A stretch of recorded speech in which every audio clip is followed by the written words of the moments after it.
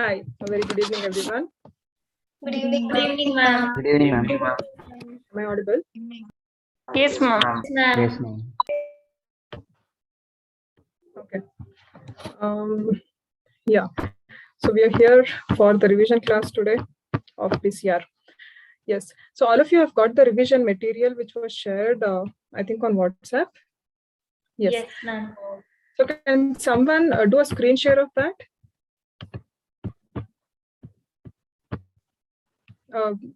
Who has control? Okay, I do it, Chinmay, ma'am. can you do? Yes, ma'am, Yeah. I'll do it.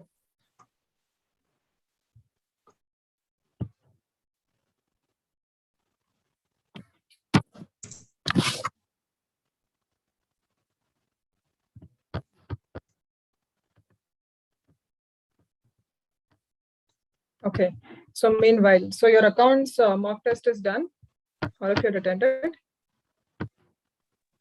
Yes. Yes, ma'am. How did it go? It went well?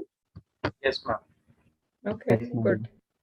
And yeah, we have also got the CA foundation and final results today, right?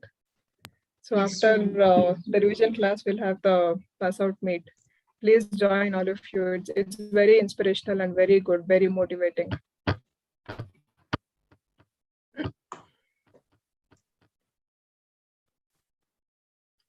Are you able to share? Yes, ma'am.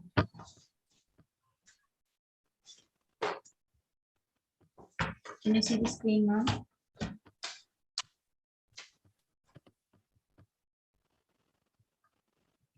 Okay.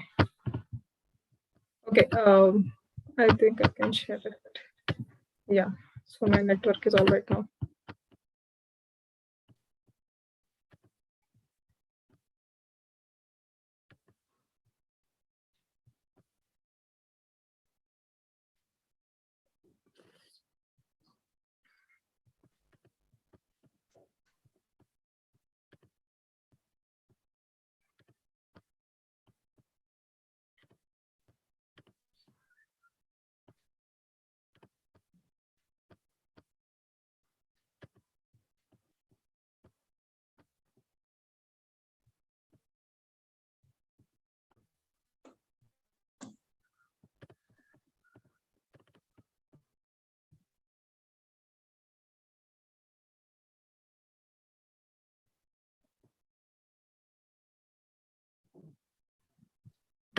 Ma'am, are you going to Yeah. share? Or I'll share? Yeah, I'm just trying to share 1 minute. Let me see if this opens. Okay.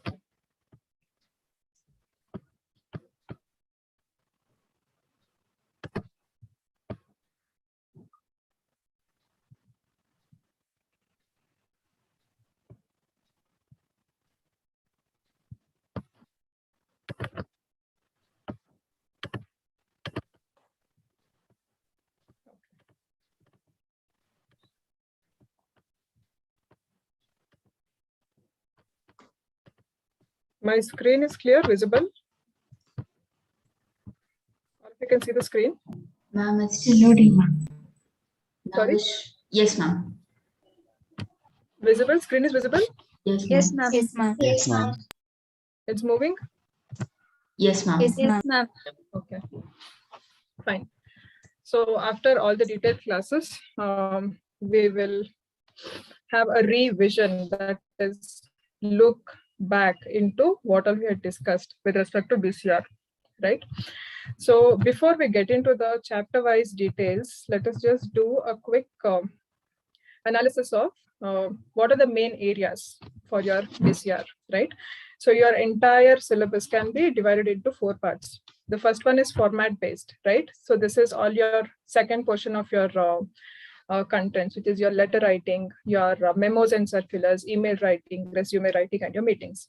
Now, these can be categorized as format based, which means you have a specific format. When it comes to the content, it is not something which will require too much of a skill or a professional level of detail for the content. A general level of skill is what is required, but then what is mainly concentrated here is the format which is supposed to follow. Now, what is the coverage for how many marks I'll ask this? This will be usually for 5 to 9 marks. Okay, so this will be an easy score, a cakewalk, if you're just aware of the formats. Now, no high funder formats. Letters, you all are very much aware right from your high school, right? So the same format with just, minor tweaks here and there. Memos and circulars, yes, maybe a new topic. Email writing, I'm sure all of you have practically done this, so nothing new about it. Resume writing and meetings are new for you people, right? So for this section, it is only your memo, circulars, resume, and your meetings are the new formats, probably which you'll have to pay a little bit more of attention.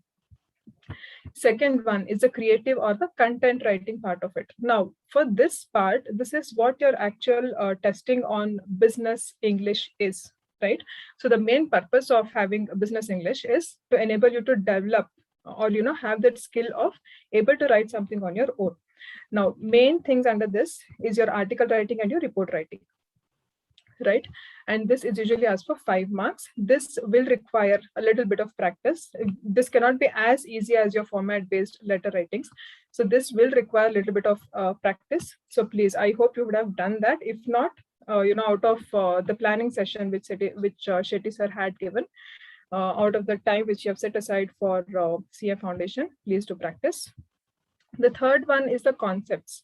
Now, when I say concepts, this means actual understanding of what is there in the in the chapter or in the syllabus. Now, what are the chapters under this? It is your first chapter of communication, comprehension, vocabulary, and your second chapter, which is your direct and indirect speech and active and passive voice.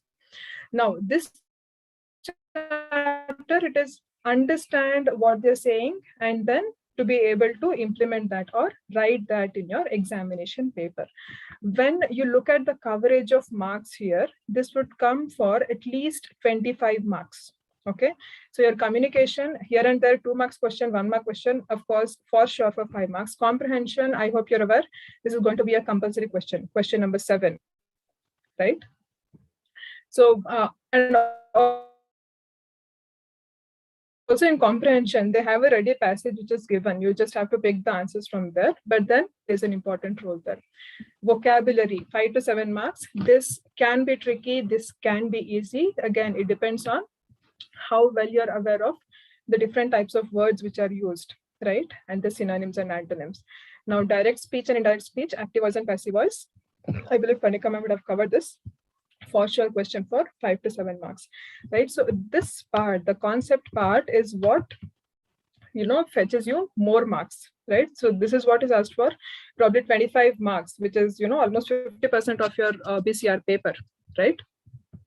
So this area, concentrate more.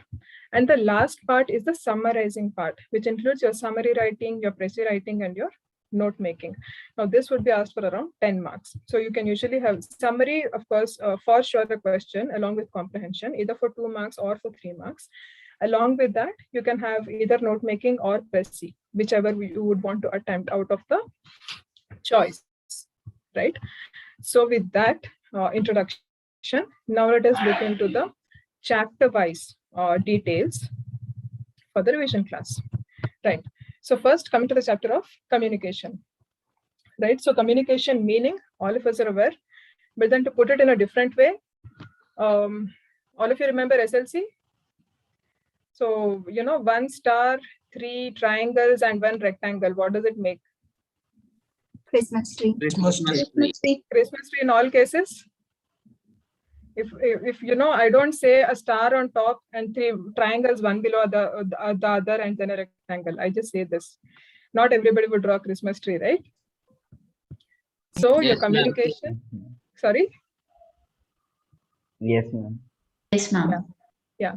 So communication meaning, of course, this is nothing but exchange of information between a sender and a receiver.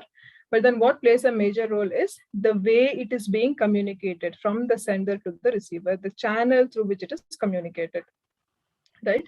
Meaning of communication, as simple as, something like conveying information from one person to another in a way it has been conceived or, it has been understood by the receiver. So the intention is the receiver has to understand the message in the same way or similar way, right? So that is the main purpose of communication. Coming to the categories or types of communication, you have two types based on medium, based on style. So based on medium, again, you have verbal, non-verbal, and visual.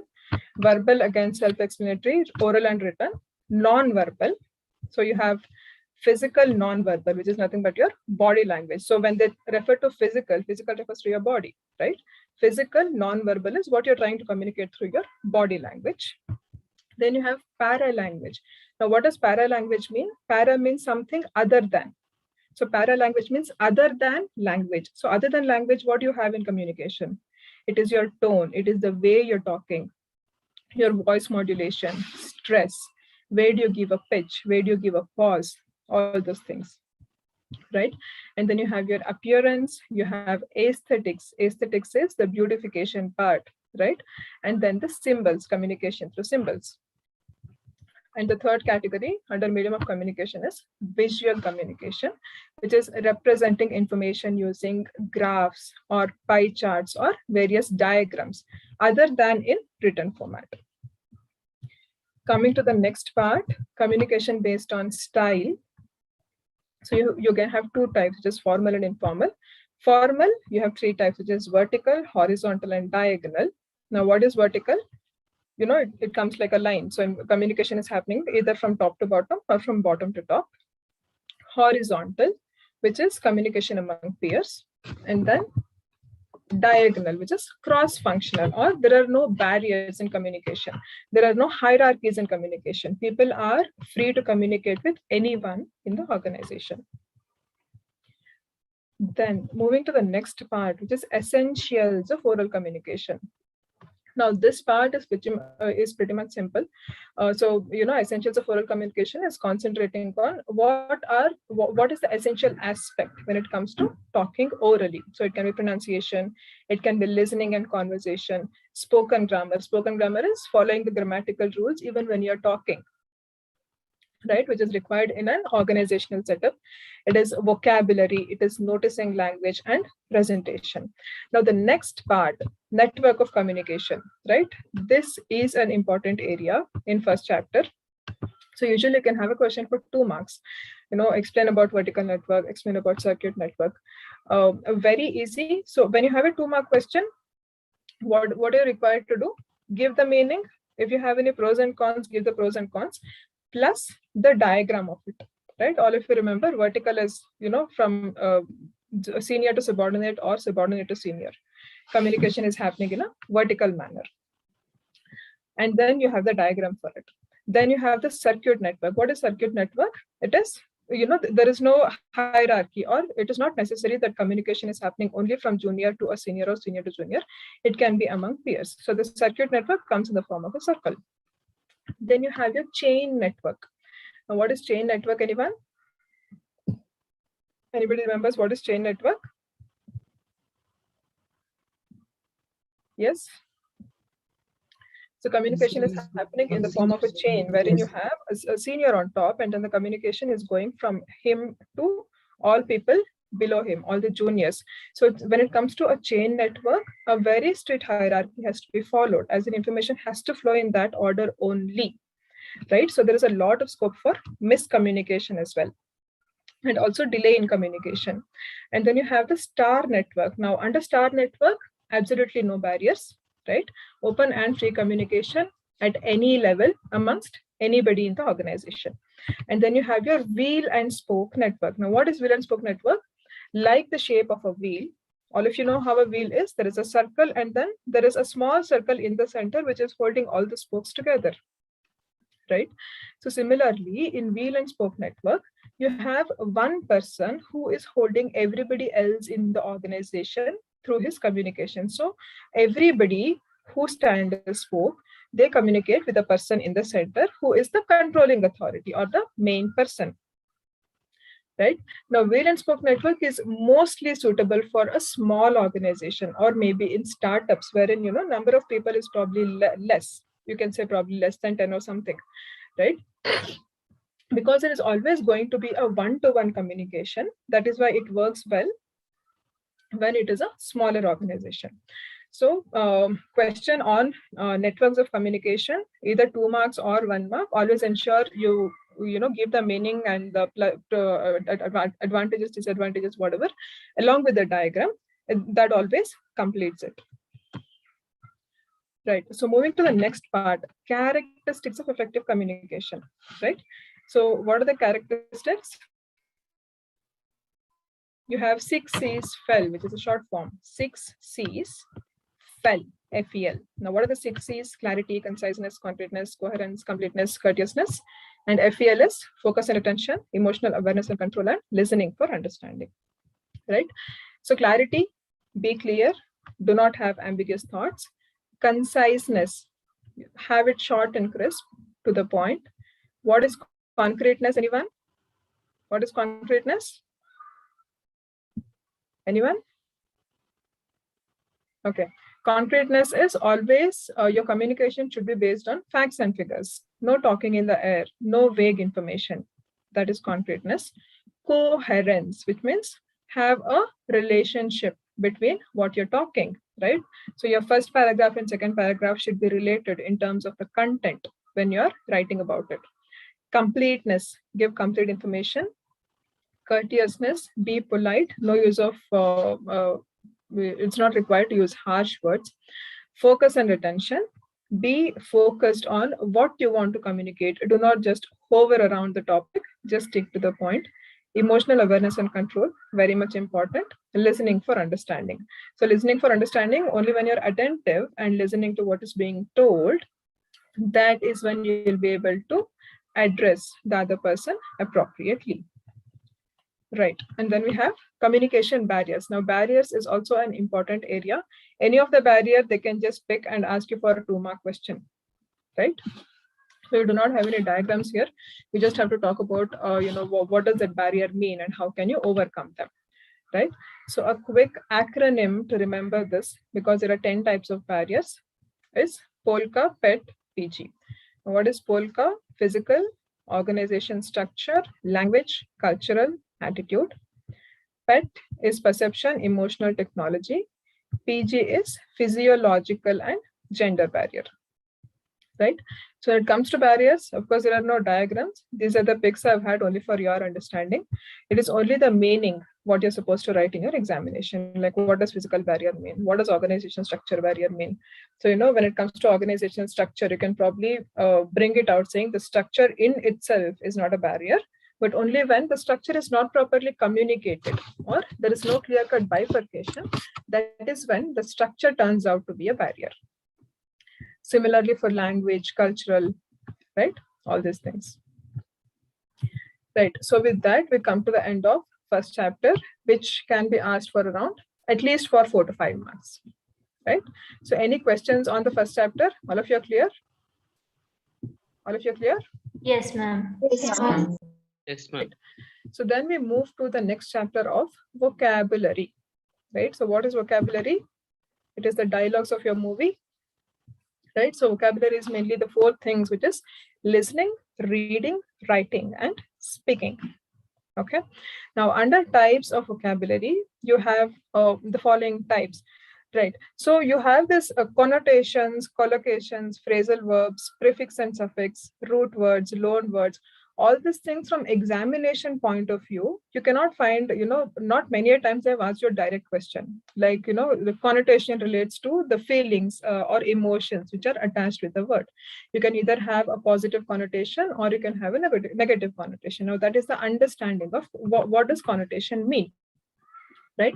But then when you look at it from an examination point of view, you may not have a one-to-one direct question. Now, another way they can factor this is in your comprehension questions. So, many a times you also have questions from the comprehension saying, find out the word which means this. Right. I think I've also had that type of question in the practice questions during the class. So they can ask you, something like find out the word which gives a negative connotation for the word, smell, something like that. So these are the ways in which it can be included in your question paper. So know the meaning, have an understanding of what does it mean, so that even if they ask you, you're able to answer them. Now, connotations is the feelings or emotions attached. Jargon words. What are jargon words? These are the technical words which are related to specific field or specific profession. right? So whenever you're not necessary, you always have to use jargon words. If you're using, ensure you always have a glossary attached to it. Now, what is a glossary? It is something which gives you the meaning of the jargon words. Next, idioms. What are idioms? They are the ones which, on the face of it, it appears something, but then the, the inside meaning of it or the figurative meaning of it is something different, right? Something like pen and ink, or what do you say, a no-brainer. Now, what does a no-brainer mean? That is an idiom. Anyone? The most obvious. I'm just guessing. Is it the most obvious answer to something or something? Yes, most obvious, or you can say something which is not very complicated, something which is very simple and easy, right? Similarly, on the same page, what can that mean? On the same page? Not heard of? Come again? Having the same opinion. Yes, same opinion or same understanding. It is, they usually say when, say you've had a discussion on a particular topic, right? Then, they end it probably saying, I hope we all are on same page, which means all of us have the similar understanding or same understanding of whatever we have discussed, which means all of us stand on the same platform, something like that. Right. So similarly, you can have idioms. Idioms, you can have a straightforward question, right? Like, what does this idiom mean? Then you have synonyms and antonyms. Now, this is this is the thing which is generally asked from the vocabulary section. Of course, on the syllabus, where can they pick the words from? It can be from any corner of your study material, or it could be any other general business terms which we use, in the day-to-day communications. Then you have collocations. What are collocations? They're a group of words which habitually appear together. What does it mean? It means something which go hand in hand, right? Something like an early riser, a light sleeper, or something like a heavy rain, right? All these are called collocations. Then you have phrasal verbs. What are phrasal verbs? These are multi-word verbs or verbs which are usually coming along with either a preposition or an adverb, right? So another thing to notice about phrasal verb is you will usually have two words. That is why it is called as a phrasal verb. If you look at the words individually, they have a different meaning, but then when they are combined, put together, they have a different meaning, right? So for example, let us say look after. Now, what does look individually mean? See. After means something which is coming one after the other. So individually they have different meanings, but then when you have that as single word, look after, which means taking care of, right? So that is how you should be able to distinguish what does a phrasal verb mean and how it will come into picture. Then you have prefix and suffix. Prefix are probably a group of words or one or two letters which are attached before the word. Suffixes after the word, right? Prefix and suffix. Root words and loan words. Root words is getting to know the origin of the word as to how did this word come, where did it come from. Loan words are the words which have been borrowed from another language, right? So as I told you, phrasal verb, prefix, suffix, root words and loan words, it is only for your understanding. May not be a short question, but then be aware of what does it mean. Right. So moving to the next interesting thing is your comprehension, right? So what is comprehension? Comprehension is basically meaning the way you understand. So the term itself means understanding. So what are you supposed to do? They will give you one passage, just read that and understand what are they trying to tell you, and then attempt the questions, right? So that is what is required in comprehension. Now, some of the key things are how to attempt a passage. Now, why are you supposed to know how to read the passage? All of you don't know to read English. All of you know to read English, right? So why are we discussing this? Anyone? All of you know how to read a passage, right? Why should we again look at these things? Anyone? To save time. To save time, yes. Any other answer? To grab the maximum marks. Yeah, I understand. The thing is, if they've given you a passage which is as big as 1 page, it is okay. So they give you a passage which is 1.5 page in small font. how long you'll spend reading that passage, right? So that is why they're also giving you the strategy as to how you should attempt reading the passage. Now that is the starting point. That is the thing. That is what you're supposed to understand, right? It is not just, start reading and then attempt the questions. You're also supposed to know how to approach it, right? So what is the thing when it comes to a comprehension? First, pick the main words. Now, when I say the main words, just glance, just pick few words here and there throughout your passage, and just read, just glance through what are they saying, a few words, a few phrases here and there, so that you get a general idea of what is the passage talking about, right? So now, once you have an idea, say the passage is about health, right? So what can they be talking about? They can talk about cleanliness, relate cleanliness to health. They can talk about how is the waste management not happening and relate that to health. They can be talking about pros and cons of, good health or bad health, or they can be talking about food, right? So when you look at few of the words like this from the passage, you get to know what they're talking about.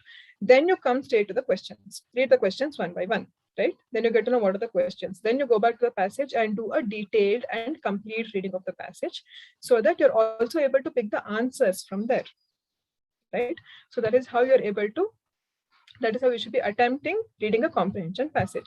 So can someone quickly read out the strategies to attempt a passage? Rutvik, can you read out? Am I audible? Yeah.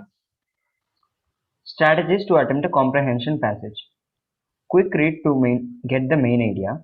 Underline the keywords or points or statements. Scan through all questions. Have a clear understanding of the question. If required, underline the main points in the question. Read the passage. Mark question-specific information. MCQs. Very close options may be provided. Choose the most appropriate one. So MCQs, yes, be very careful. Sometimes it can be very obvious questions. Sometimes it can be, very confusing questions wherein all the 4 options seem to be the right one. Now, what are the types of questions they can ask? They can ask you specific detailed question, which means just to the point, right? Which is easy for you. Vocabulary based question is, pick a word which will have the meaning as this. They can ask you for a synonym. They can ask you for an antonym, idiom, phrasal verb. They can ask you for a root verb, connotation, anything. So there can be a vocabulary based question. There can be an inference based question, which means draw inference and conclusion, right? So, your passage can be open-ended. It need not necessarily have a conclusion always, right? So they can as well ask you to give your conclusion. Instead of summary, they can as well have this question for 2 marks from your comprehension, right? So when they have an inference question, it has to bring out what is been your understanding of the passage, of the comprehension passage. And then the main idea question. Main idea question is identify what is the main thing they're trying to tell in the passage, or something like identifying the theme of the passage, right? So that is it about your comprehension chapter. See, comprehension seems simple because you have the passage there and then you have the questions, but then it depends on what is the type of question they're asking, right? Right. So with that, now let us move to the next chapter, which is note making. So what is note making? Notes baritai rado classically, right? So it is a practice of recording information from another source. What can be that source? It can be your book, meetings, discussions, WhatsApp. It can be your class notes, anything, right? So there are 2 types of note making, linear and non-linear. Now, what is linear note making? Linear is what we usually do. When you're just scribbling down the notes in your class, or when the class is happening, you just make pointers one below the other. That is your linear note making. Now, what does it have? It will have a format, it will have a heading, subheading, point, subpoints. It will have indentation and sorry, use of abbreviations or acronyms, depending on your own creativity, right? Then you have another type, which is non-linear. What is non-linear? Non-linear, is one which is not following the point-wise format. Now that can be in the form of tables. It can be in the form of a pie chart. It can be as a diagram. It can be as a flow chart, right? Anything which is other than a point-wise representation is a non-linear type of note making. Now, another important distinction you're supposed to know in this chapter is what is note taking and what is note making, right? So what is note taking? Note taking is a passive process, which means you're not actively involved. You're just writing down whatever is being told, right? So scribble down unselective information without any processing, and it tries to cover maximum information without highlighting the main points, because you're not focusing, you're not filtering out as to what is important, what is not important. You're just writing down whatever is being told. That is note taking. So you're just taking it down. Now, what is note making? Note making is your active and focused activity, as in you're conscious and just writing down only whatever is required, only whatever is important, right? So it is easy to read and write and less theoretical, whereas note taking can be more of a theoretical because it is not a conscious process. Note making makes it easier to distinguish between important issues and details. Now, always your note taking is the first point, and note taking should lead to note making, right? So the passive process first happens, and then you move to the active process or the conscious process of just filtering out the information and having the main points or the required points, right? Now, strategies for effective note making, almost similar to the comprehension. Ritvik, can you read out? Yes, ma'am. Strategies for effective note making. Read the text twice, identify the main idea, and draw important points. Look at how the main idea has been presented or developed, and frame a suitable title or heading. Be brief and specific. Skip examples. Write short points in logical sequence, which should be complete info.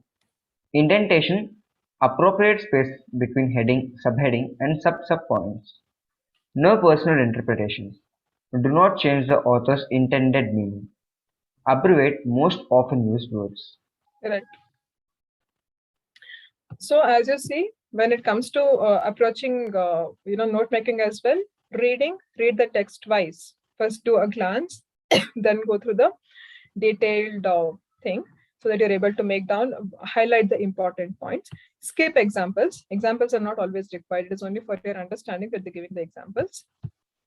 If you're doing a linear note making, indentation is the main aspect, right? So that is what differentiates between a linear and a non-linear note making, and no personal interpretations. Abbreviations. Do you remember the 5 rules for how should we abbreviate? Anyone? So there were 5 rules, right? Remove consonants. Huh. First and last letter. Correct. Spurti, unmute. Yes. Who else? What else? Shorten. Remove the prefix and suffix. Right? The first and last word. The first and last letter. Something like if you have mount, M-O-U-N-T, you can just write MT. Right? And then omit the vowels, right? So if you're using abbreviations, try to stick to the extent possible to have your abbreviations within these rules, okay? And then of course, you're also supposed to give a key, which is something like, what does this abbreviation mean, for your note making to be able to be comprehensible by others, right? Now, after note making, we have the summaries and Precis, right? So what is a summary? What is a Precis? The main distinction between these two is in terms of number of words, right? So when it comes to a summary, your word limit should not be exceeding 25% of the original text. Whereas when it comes to Precis, the length of the Precis should not exceed 1/3 of the original text, which means Precis is much shorter, whereas summary can be a bit longer compared to a Precis, right? So if this is your original passage, this is your summary, and this is your Precis, right? So summary is always, a shorter or a condensed version of a longer essay, whereas Precis is shortening of original text in one's own words. When it comes to a summary, writer is free to change the order, whereas Precis has to follow the order of the original text. So, though you understand it, it is generally jumbling of the information is not generally, preferred in a Precis. So it has to follow the order of your original text. Summary, writer is free to interpret and comment on the original text, whereas Precis state only the thought, State only the thought of the original text, no personal or subjective use. Word limit, summary 25% of original text, Precis 1/3 of the original text. Main thing from examination point of view, summary 2 marks, Precis 4 or 5 marks. Okay. Now, practical aspect to keep in mind. Now, this is also very important because your summary and Precis is mainly based on your word count, right? So it is only the first thing to know is how many number of words you're supposed to have in your summary or Precis. So how will you find that out? Count the number of words in the first line of the passage, right? So say the first line has 15 words in it, 1-5. The entire passage has 20 lines, right? So 15 into 20, 300 words in the entire passage. So if you have to write a summary, your summary should contain 25% of 300, which is 75 words. If you're writing a Precis, your Precis should contain 1/3 of 300, which is 100 words. Right? So the first and foremost thing to know is the number of words you're supposed to have. And then you also bifurcate as to how many words you write. You know, what is the length in your answer sheet? Now, what is a better way to do it?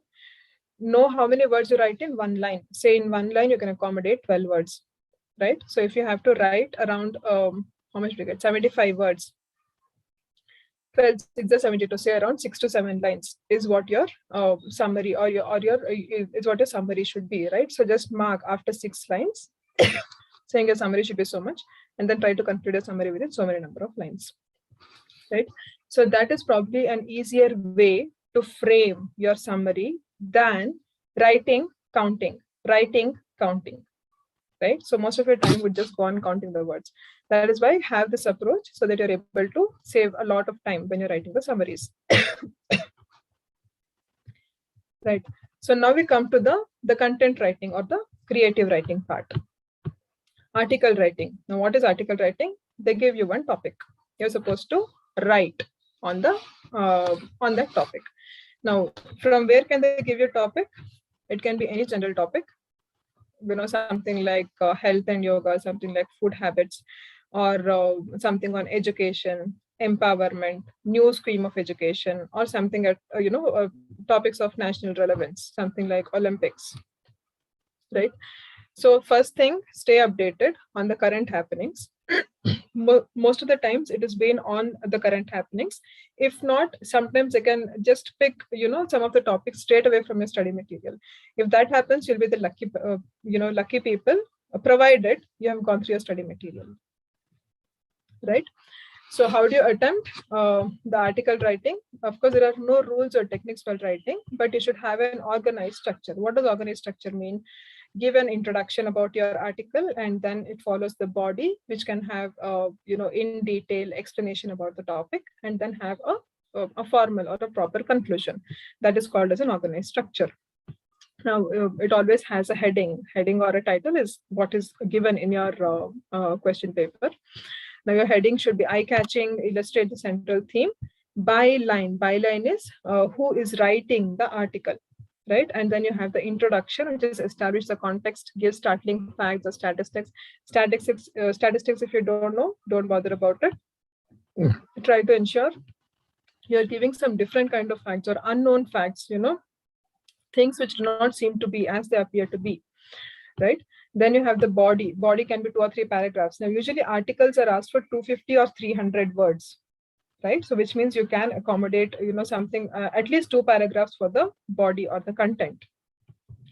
Now, what are you supposed to be talking in the body? Talk about various aspects of the topic, like pros and cons, causes, side effects, etc. And then give a conclusion, which is a formal and a logical ending. Now, for the conclusion, because in articles you do not have any restrictions, you can either have leave it with a question mark, have an open-ended conclusion, or you can give your opinions or recommendations, or you can give your suggestions. Anything can be done when it comes to an article writing. Steps in article writing.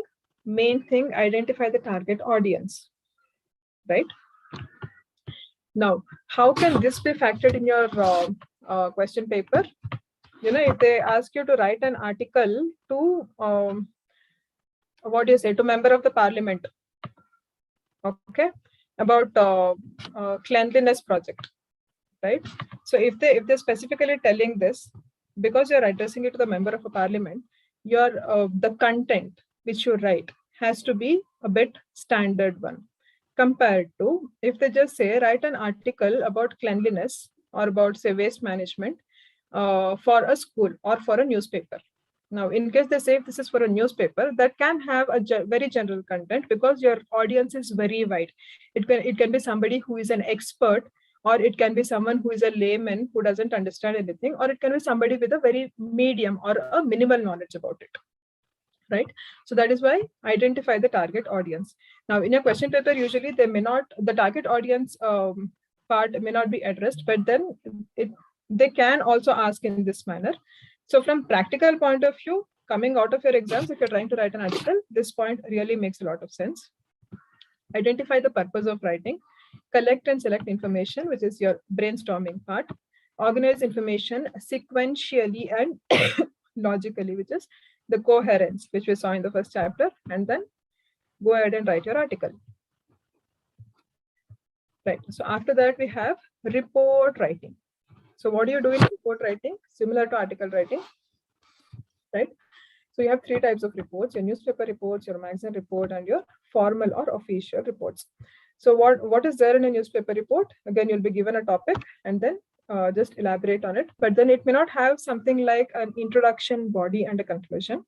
It can be very crisp. It can just, just talk about the content or the event which has happened.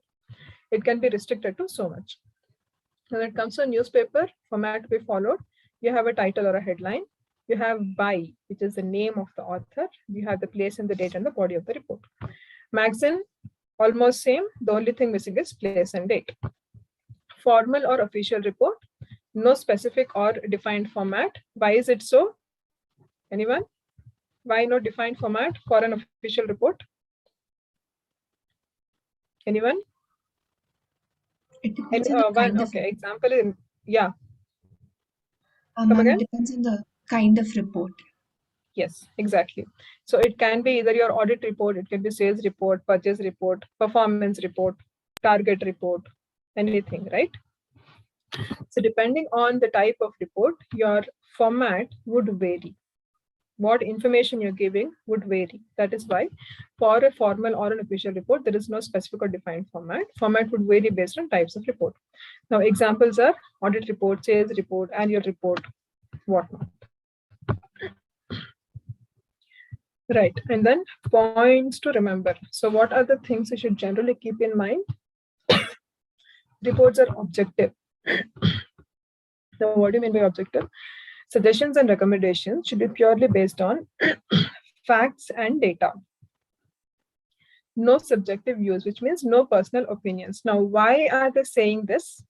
Because when it comes to a report, what you're reporting, or what is the content you're putting, is based on an event which has already happened, right? So you do not have much scope to alter on that or to give your own personal opinions on that. Something has already happened and you're just putting that in your own content, right? So that is what you're doing in a report writing. That is why no subjective views. Personal pronouns in first and second person are generally not used. Now, why is this? Because you're reporting something which was done by someone else, right? So he, probably PM came and inaugurated one function. You're reporting that to general public, right? So that is why personal pronouns, that is I, we, or you, will not be used. Passive voice is preferred for newspapers and magazines, while active voice for official reports. Past tense is used because you're reporting on events which have already taken place, right? Technical jargons may be avoided. If necessary to include, add a glossary. Now, technical jargons doesn't make sense always including them, because the intention of writing a report is the other person should be able to understand what you're writing, right? Now, in case you're using too many jargon words and the other person is just not able to understand, your basic purpose of communication is not served. So ensure if you're using jargon words, use the ones which are generally known, or if they are too technical, or you feel it is too much related to a professional field, then it always makes sense to add a glossary to it, right? So these being specific points, now let us look at some of the general points. So what can be general points? Bear in mind the target audience, right? because depending on your audience, your content would vary. How should be your language? Language should be clear, concise, and to the point. Avoid long sentences, vague information, and irrelevant material. Long sentences is concreteness. So, conciseness. So, which means have your content crisp, not have long sentences. Vague information is the concreteness aspect of essentials of communication, and irrelevant material. Arrange information logically and sequentially, which is the coherence part. No grammatical errors. Proofreading is preferred for accuracy. Right. So we'll take a break here. So it's what, 6:57 now. So we'll Yes, be ma'am. back at 7 o'clock. All of you are fine? Yes, sir. Yes, ma'am. Okay. Yes, ma'am. Okay. Short 3 minutes break.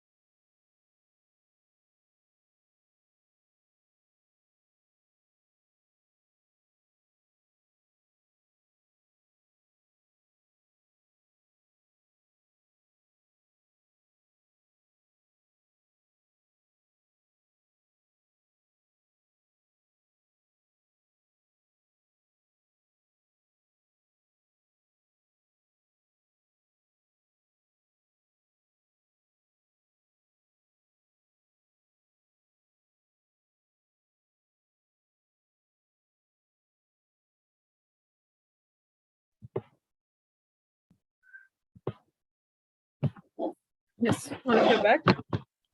Yes, ma'am. Yes, ma'am. Okay, right. So after the first session of all the meanings and theories, now in this session we will look at some of the practice questions, right? So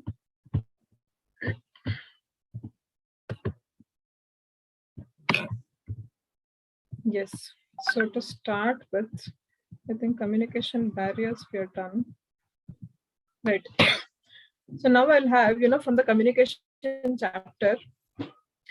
So they can ask you some 2 marks questions, right, from the communication chapter. Let us see how can it be, right? So they can have something like this. All of you can see my screen, right? Yes, ma'am. Yes. So 2 mark question. The way you say something more than the actual words used reveal the intent of the message. Elaborate. A 2 mark question.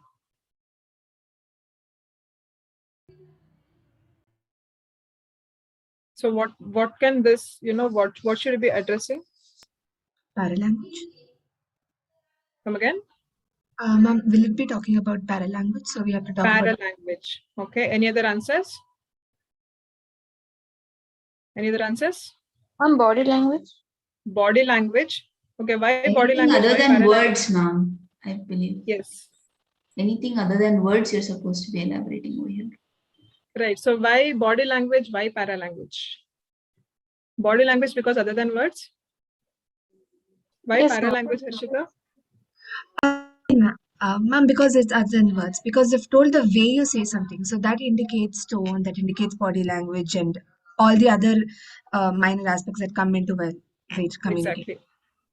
So it is about the paralanguage, which is other than words, right? So you're trying to communicate using the pitch, the voice modulation, the style of speaking, all those things, right? So if they ask you a question for 2 marks like this is the point you're supposed to be elaborating. Another question: brevity is the essence of business communication. Explain. What does brevity mean? What does brevity mean? That is the essence in the question. Yes, anyone? This is this is how they can just pick any of the sentence. This is literally a statement which has been picked up from your study material. Okay, and I think this question was also asked in one of the previous question papers, right? So this is talking about the conciseness aspect of the characteristics of communication. The 6 C's fell, right? So conciseness is one of the aspects. If you look at the study material, conciseness point starts with the sentence, brevity is the essence of business communication, right? So that is why, though you know the meaning, read through the study material so that, at least from some corner, it can just pop up in the examination. That probably relates to this. Another one, intense emotions can undermine a person's capacity for rational decision making. Do you agree? 2 marks. So what can this be? Which characteristic? Ma'am, emotional. Yes, emotional awareness and control. So this is probably very much relatable because the question itself we're talking about intense emotions, right? So from the communication chapter, the 5 marks questions, it can either be a straight question, something like on a communication network, right? Explain vertical network, explain chain network. It could be something like that, or it could be something like this, a 2 mark question, right? So please read through the study material. Now some questions on vocabulary, right? So find the word which is a synonym for repulsive. So synonym, what does synonym mean? The same meaning, right? Attractive, normal, disgusting, confused. Yes, who raised hand? Who raised hand? Sorry, I didn't see. Yes.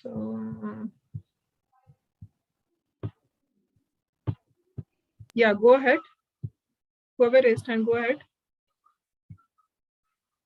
Yeah, Rutvik. Ma'am, option C, disgusting. Disgusting. Okay, Harshita? Disgusting. Harshita, disgusting. Anjana? Same, ma'am. Disgusting. Disgusting. Okay. Right. So the right answer is disgusting. Second question of KBC, gratify. Antonym for gratify. Now what does antonym mean? Opposite word. Frustrate, depress, discourage, distress. Harshita Bhatt.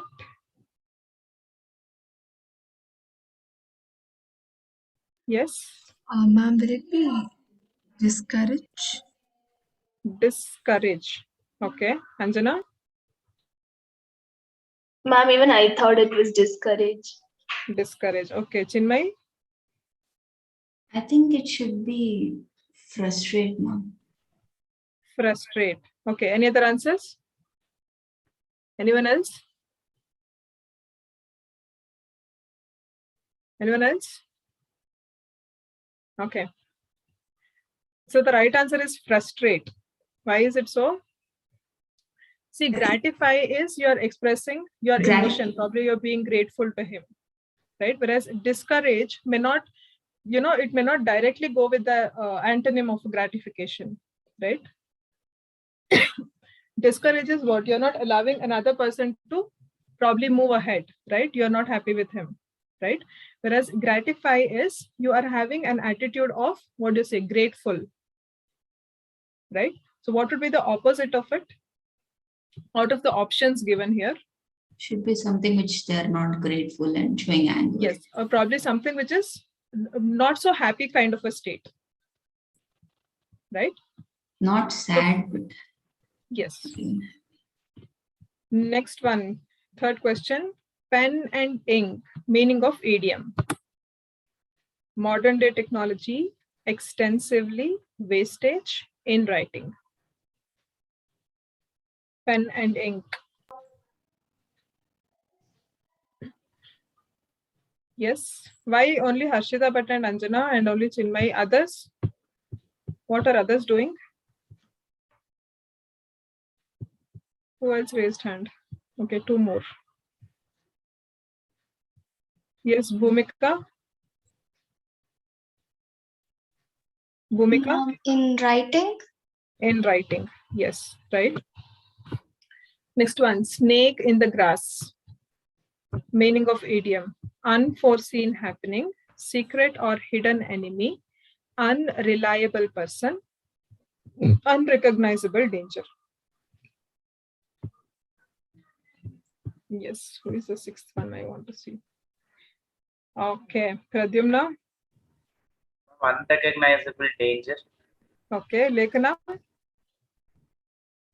Same D, unrecognizable and danger. Trupti.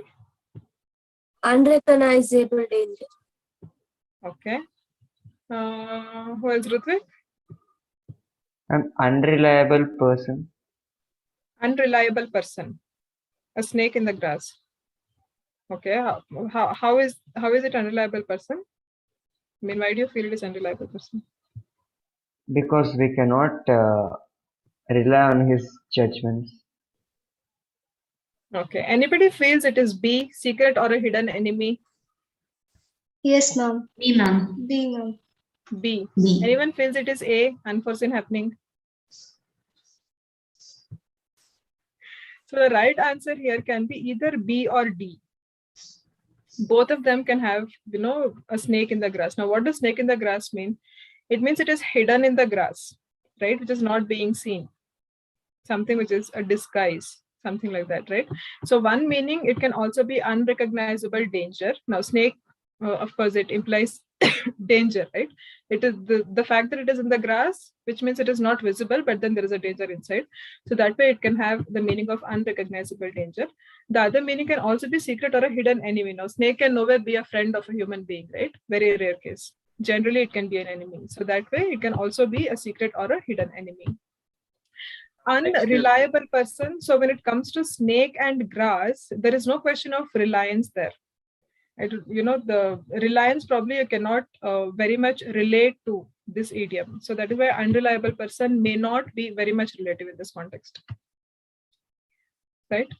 Okay, so moving to the comprehension part, right? So now we have a very small passage here, right? All I want you to do is quickly attempt the passage, reading it, right? So just glance through words, then I'll show you the questions, and then you can look through the passage in a detailed way and then try to answer the questions, right? So all of you will read it on your own, or you want somebody to be reading it out loud?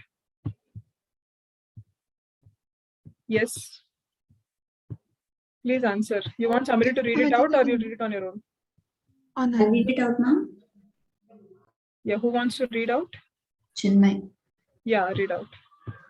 Being the daughter of a physics professor, Mary was born in 1867 in Warsaw, Poland. Was greatly influenced by the wonders of science and technology. Since an early age, she displayed a blitz personality. Her fascination for learning prompted her to continue with her studies even after school. She became disgruntled. However, when she learned that the university in Warsaw was closed for women, determined to complete higher education, she defiantly left Poland and in 1891 entered the Sorbonne, a French university, where she completed her doctorate in physics. Mary met Pierre Curie at the Sorbonne along with some of the other greatest scientists of her day. Mary and Pierre were married in 1895 and spent many productive years working together in the physics laboratory. A short time after, they discovered radium. Pierre was killed by a horse-drawn wagon in 1906. For Mary, it was an horrible misfortune and a heartbreaking event. Despondently, she recalled their close relationship and the joy that they had shared in scientific research. The fact that she had two young daughters to raise by herself greatly increased her distress. Curie's feelings of desolation finally began to fade when she was asked to succeed her husband as a physics professor at Sorbonne. She was the first woman to be given a professorship at the world famous university. In 1911, she received the Nobel Prize in Physics for isolating radium. Although Marie Curie eventually suffered a fatal illness from her long exposure to radium, she never became disillusioned about her work. Regardless of the consequences, she had dedicated herself to science and to revealing the mysteries of the physical world. Okay. So this is your passage, right? Let me ask you one vocabulary-based question. So pick out a word from the passage which would mean happy or carefree. Pick out a Blitz. word from passage which would mean happy or Blitz. carefree. Yes? Blitz. Blith. Any other answers? Anybody else? Any other answers? All of you agree with blith? So blith is the right answer. So when they say she displayed a blith personality, it means she was a very happy girl, right? Right? Like they say happy-go-lucky, very cheerful girl. Something like that, right? So now let us look at the questions. So these are the questions. What did Mary did not like about the Warsaw University? Yes, Chinmay?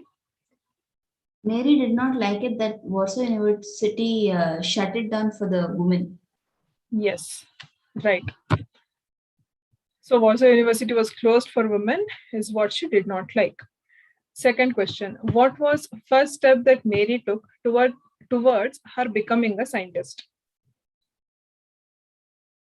Yes, anyone who else? Mehak? Mama, she left Poland and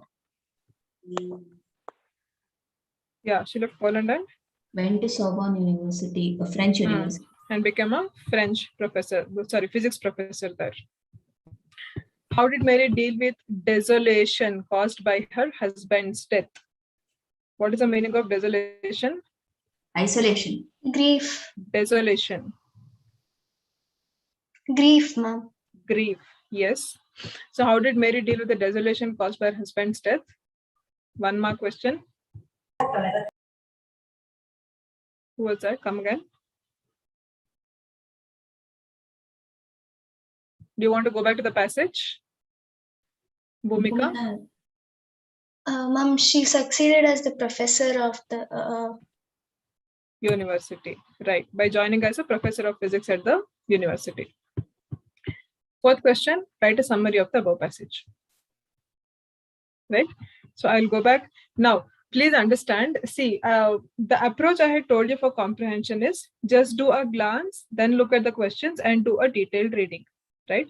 Now, that way we are not doing it here in the class because it will not be possible for me to show you on one screen both the passage and the questions.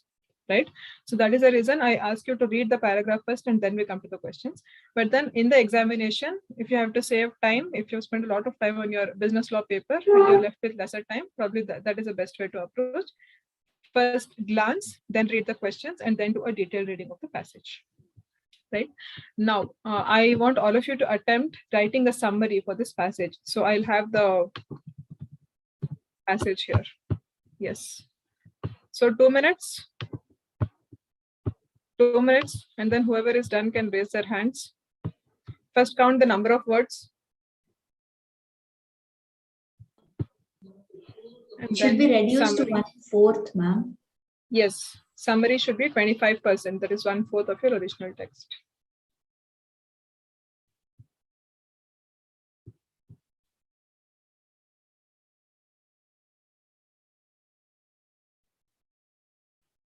So, when you're reading out the answer, I want your summary along with the number of words.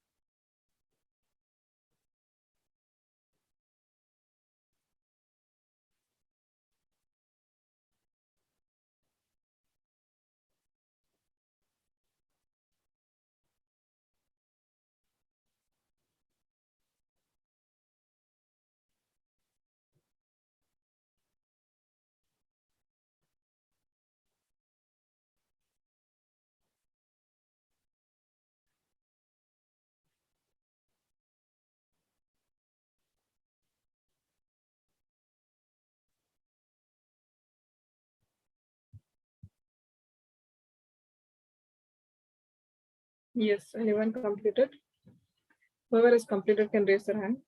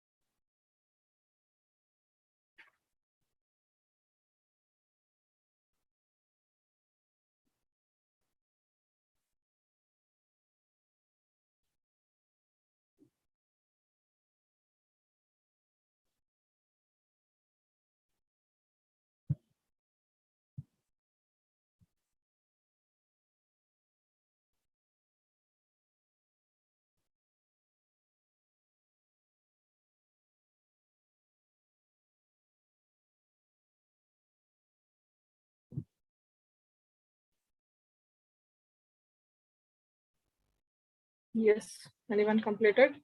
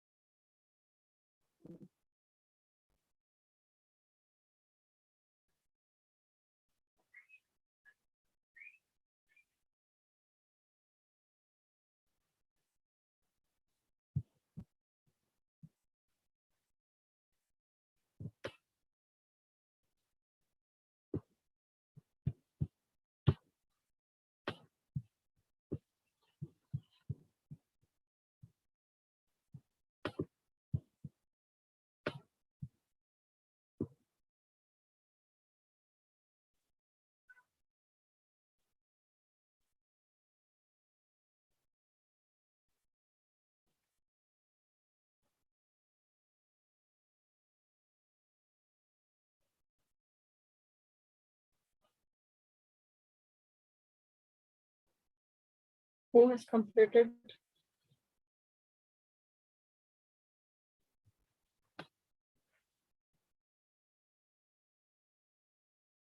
Summary 1/4 of the original text.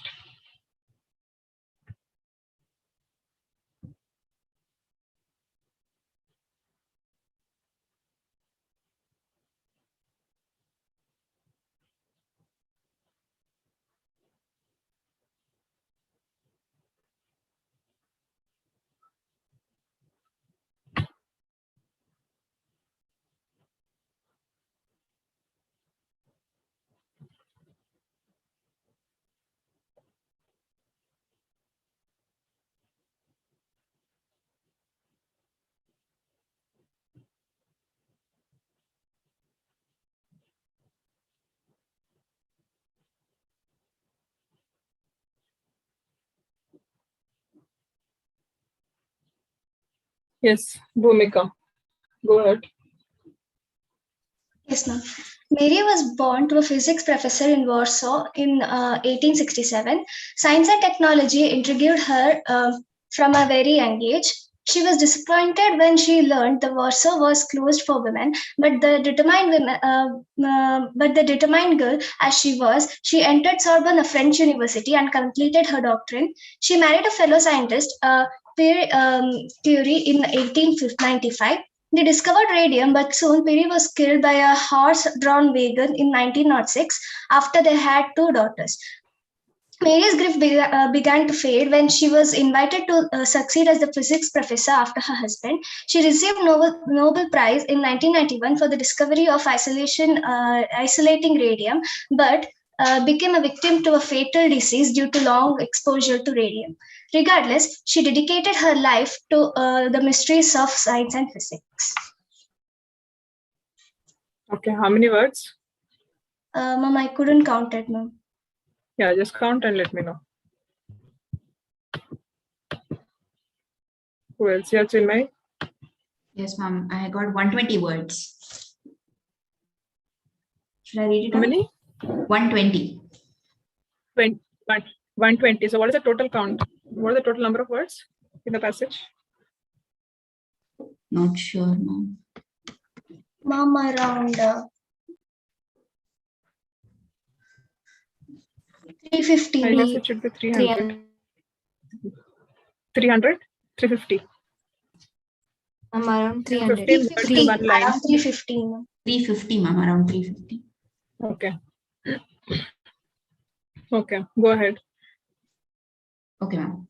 Mary, the daughter of a physics professor, was born in Warsaw, Poland. She was a cheerful person and had an explicit fascination for science and learning. She, being determined, left Poland to join Sorbonne University since Warsaw was closed for women. She completed her doctorate in physics and met Pierre Curie and married him and spent many years in the physics lab. Shortly, they discovered radium, and soon Pierre died. Her grief was overflowing until she was asked to be the first woman physics professor at Sorbonne University. She received a Nobel Prize for isolating radium in 1911. She eventually died due to her exposure to radium, but still is known for her dedication to science. Okay, good one. Thank you, ma'am. Who is the next one? Yes, Pradyumna. 130 words. Hmm. Shall I read, ma'am? Yeah, go ahead. Marie Curie was born in 1867 in Warsaw, Poland. She was fascinated by the wonders of science at a very young age. The fascination motivated her to continue her studies even after school. However, she was disgruntled when she learned that the Warsaw University was closed for women. With the determination to study, she joined the Sorbonne University in France in 1891. There, she met Pierre Curie, whom she married in 1895. They discovered radium together, but soon after, Pierre was killed in an accident. It was a truly heartbreaking event in her life.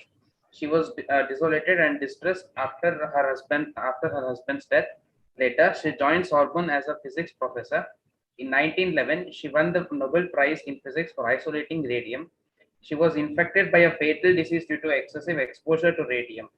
She soon after died. She has made a great contribution to the world by revealing the mysteries of physics. Okay, you said 120 words. 130. 130. Okay, anyone else? Anyone else? Still writing? Okay. So let me tell you where all you have gone wrong. First one, number of words in the passage. How many is it? How many of you have counted? Total number of words in the passage?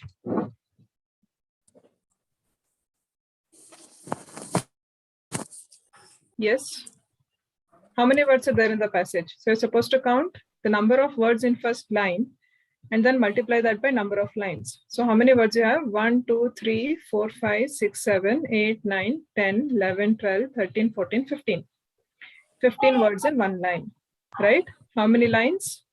1, 2, 3, 4, 5, 6, 7, 8, 9, 10, 11, 12, 13, 14, 15, 16, 17, 18. And then we have two half lines here and then this one. So these two we can count it as two more lines, right? So totally 20 lines. So how many total number of words? 15 into 20, 300. 300. Right? So what is the 1/4 of 300? 1/4 of 300 comes to 75 words. 75. Right? So how many number of words you have had? Akashama. Sorry? Yeah, so how many number of words you have had? Whoever told. Bhumika, how many words you had? You were able to count? 130. So it is way beyond your limit of 1/4. Right? So your 1/4 comes to 75. So you can have anywhere between 70 to 80 words or max 85 words. Right? Having something to the extent of 120 is like, it is almost coming to 45% of your original text, right? So see the second paragraph here, it is talking about she got married, they spent a lot of time on physics, discovering various things. This is a very generic passage, right? So you can skip a lot of information and then put it in your own words in a very easy way, right? So whoever, okay, anybody else has completed? Anybody else has attempted? Manyata, have you written? Manyata? Yes, Naveen, go ahead. Marie Curie, Nobel laureate, one of the most celebrated women in the history of science, research and development. Her discovery of radium and dedication towards her work as a professor, mother, and scientist is inspiration to many women of her caliber. Despite the obstacles she had in her way, she succeeded in pursuing her passion for science, and her contribution to the science field is immense. Generation to generation will always remember her for discovery, which has been extremely used in the present day-to-day lifestyle. How many words? It's around 75. Excellently written. See, he has put the entire thing in a very brief way, and he's trying to bundle up the entire passage in a very few words, a very few effective words, I would say. So that is very well written.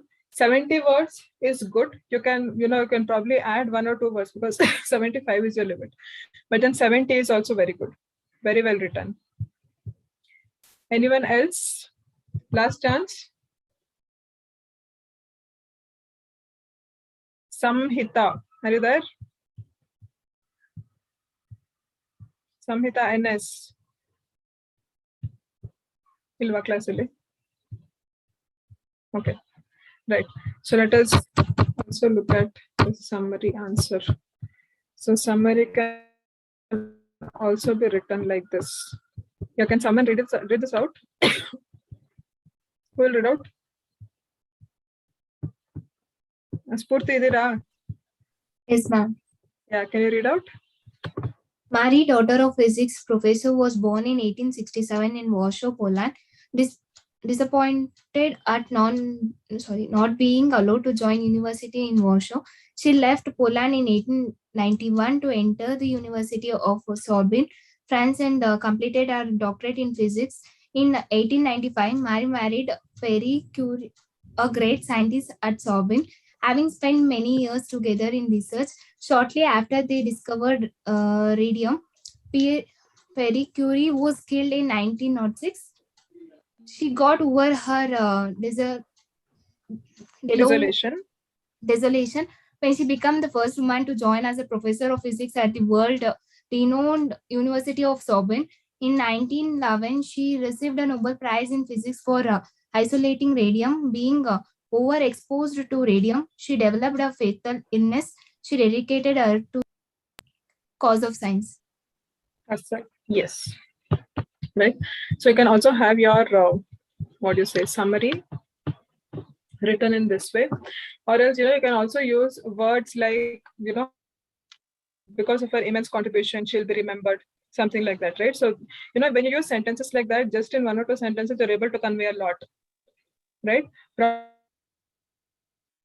Probably highlight on the Nobel Prize aspect of it, things which you're not supposed to skip from the summary. Something like she was disappointed because the university was not open for women. She got married with Pierre Curie in so and so year. She won Nobel Prize. So these are the important things which you're not supposed to skip at all from your original passage, right? But then along with that, you should also be aware of what you can skip. Something like wherein they're trying to bring in more detail, saying they spent more time in the laboratory, they did this experiment. All those things, just the more of the explanation part of it, you can just skip them or probably condense them. Whereas certain important things like the main events, you're not supposed to skip them. Ensure that you are including that in your summary so that it is giving a complete view of your original text, right? So any questions on summary writing? Anyone has any doubts?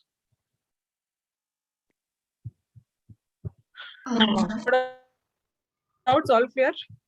Clinic all clear? Okay. Ma'am, I have that. So now, yeah, anyone? Yes, ma'am. Any question? Yes, ma'am. Can you hear me, ma'am? Yeah, go ahead. Yeah. Okay. Ma'am, how do we decide what is important and what isn't? How do we decide what is important and what is not? Yes. Right. So if you look at this particular passage as such, right? So what they're talking here is the life story of Marie Curie, right? So when you're talking about her, your summary should be concentrating on what was she, where she was born, what did she do, what was the important events of her life, right? So that is the main thing, or I can say those are the important points which are not supposed to skip. Now, something wherein, see, they have one entire sentence here saying, since an early age, she displayed a blithe personality. Of course, this is an important point, but then you can condense the entire sentence by just using one or two words, right? Like how I think Chinmay had used that, saying she was a very happy girl, right? A happy attitude. And determined to complete higher education, she defiantly left Poland and in 1891 entered the Sorbonne, a French university, where she completed her doctorate in physics. Now, this entire sentence can have anywhere between 15 to 18 words, right? So you can just cut down the entire sentence is not important, right? So what is the main thing which is coming out? She was disappointed, she left this, right? So that is how you should be able to cut down as to what is important, what is not important. The important part, see how you can concise it, just use the effective words or the relevant words instead of using the entire thing. Like, somewhere they would have used due to the fact that this did not happen. Now, instead of saying due to the fact that, you can as well replace it with instead. Something like, what is it? Replacing a string of words with probably one or two phrases, right? So those are the things which are very much required when you're writing a summary or a précis, right? Because you have to cut down on the number of words, right? So what has to happen? You have to be using more effective words there, right? So did that address your question? Did you understand? Yes, ma'am. Ma'am, Okay. and one other thing. In the exam, Yeah. can we underline the question paper? Yes. Yes, Ma'am, you can underline. Ma'am, do we need to ask the invigilator's permission for that? I don't think so. See, it is in your question paper you're asking, right? Yes. Yes, you can. You can. Okay, ma'am. Thank you, ma'am. Anybody else? Any doubts? Clinic all clear? Okay. So next, I think I have one more passage for note making, right? So note making, I think even in the class has happened quite some time back, right? So this is a question for note making. The first thing I want you to do is the note making part, either linear or non-linear, non-linear, whichever way you're comfortable with. So would you want somebody to read out, or you read it on your own? Yes, read out or read it on your own? Okay, I presume read it on your own. Yes, so go ahead and first thing, note making, either linear or non-linear.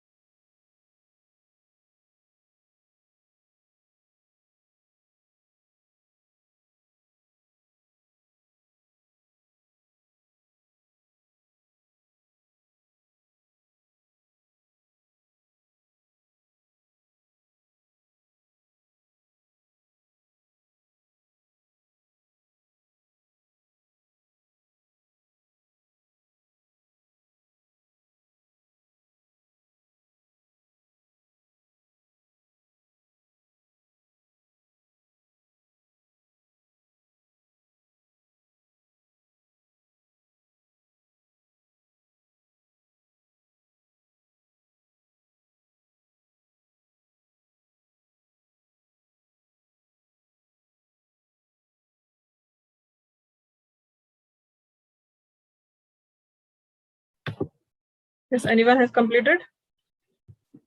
Note making, linear, non-linear. Feel free to use any of them. Ma'am, Hmm? in the exam, can we use non-linear? Yes, you can. So because they don't specify, they just say make notes, right? They don't specify whether it is linear or non-linear. Ma'am, so we can make charts and everything, and anyways. Of course, yes. Yes. Okay, ma'am. Thank you.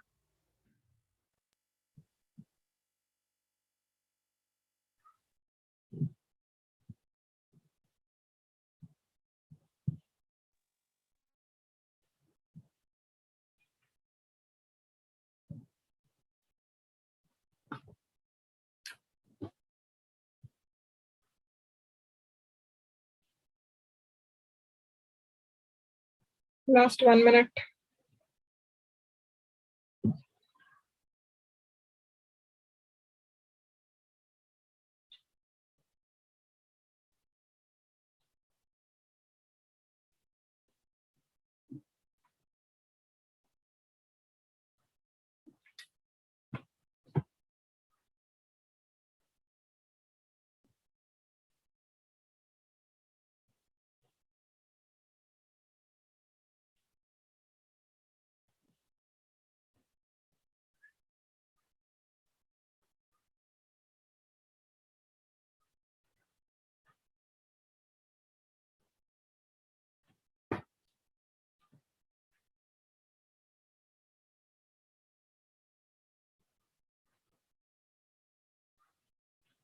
Anyone?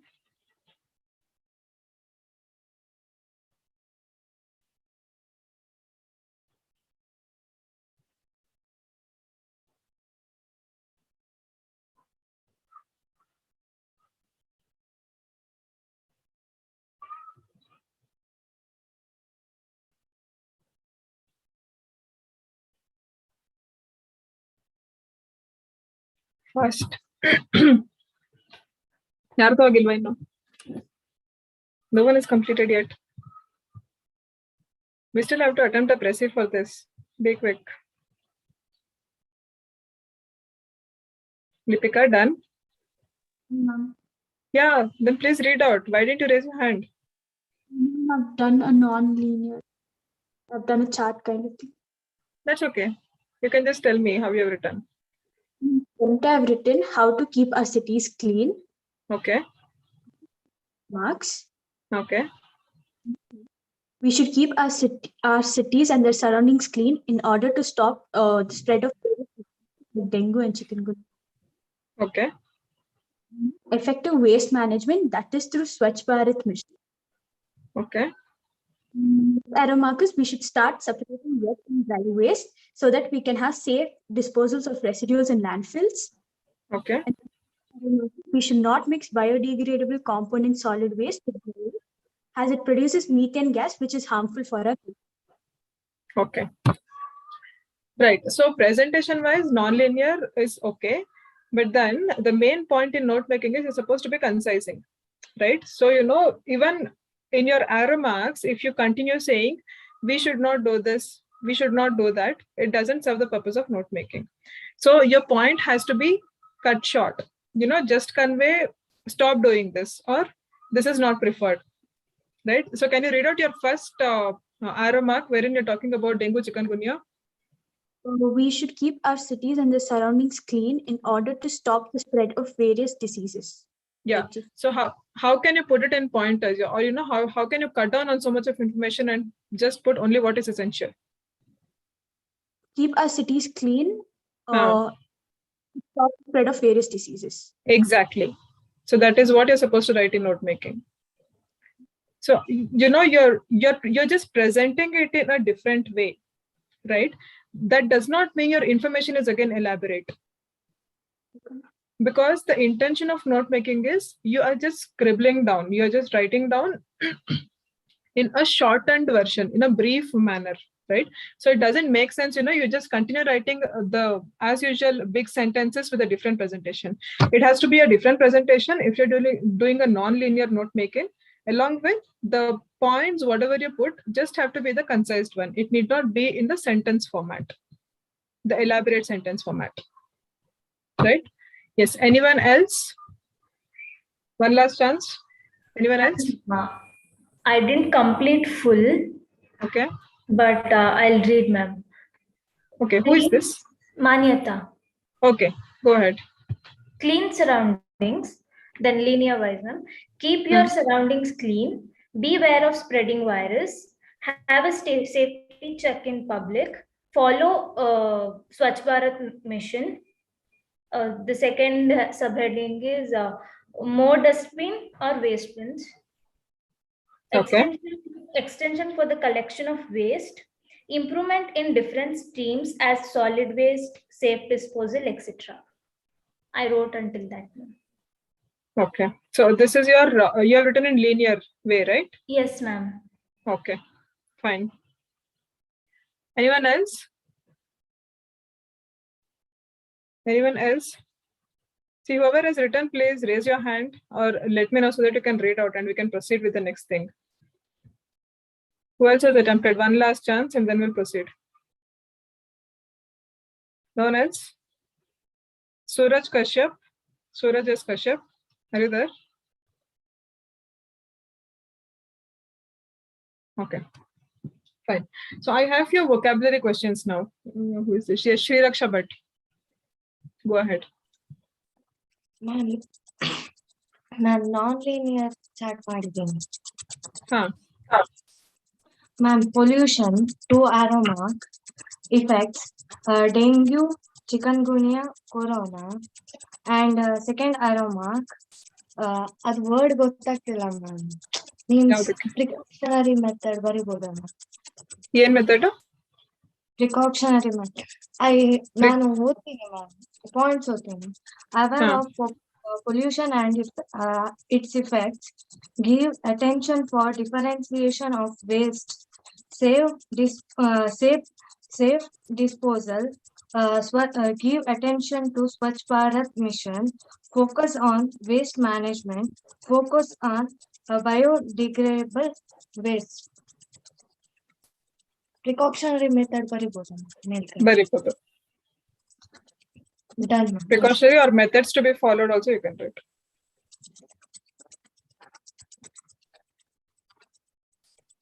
Right. So, yeah. So I have a few vocabulary questions now from this passage. Okay. Now there is a word here, deteriorating. Give me a synonym for this word. Synonym for deteriorating or deteriorate. Declining. Declining, worse. Diminishing. Reduction. Decreasing. Decreasing. Degrading. Okay. Worse. Diminishing. Yes. Worse. Yes. All of them are the right synonyms, but then if you look at the context, probably worse would fit in better. Others are also right answers. I'm not saying they're not right. Okay.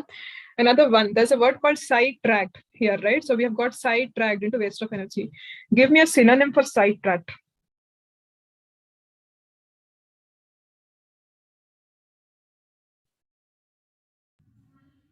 Distracted. Sorry? Distracted. Distracted. Yes. Deviated. Deviated, right? Aside. Aside. We have got sidetracked. We have got aside. Aside. Okay, maybe 50% synonym. May not be 100% one. Deviated would be a right word. Distracted is also, that can also fit into. Right? So the next one, which word in the passage can also mean notice? Which word in the passage can also mean notice? N-O-T-I-C-E.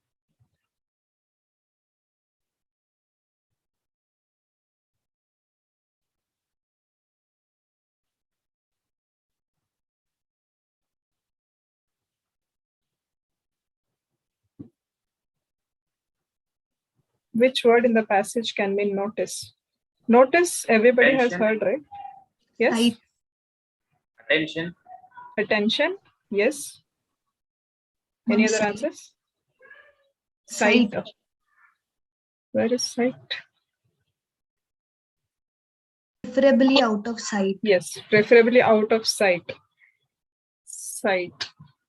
So out of sight, the entire thing would have that meaning, right?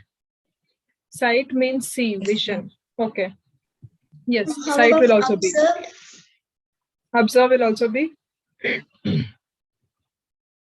Ma'am, Okay, can it next. be focus? Can it be focus? Do we have the word focus in the passage? Yes, ma'am. Okay. Where is it? Instead of focusing on waste. Instead of focusing on waste. Right. So focus can also be. Okay. Another one. Give me the word which would have the meaning close. C-L-O-S-E.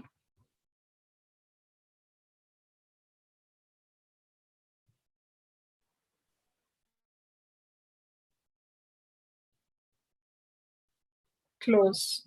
Which word in the passage also means close?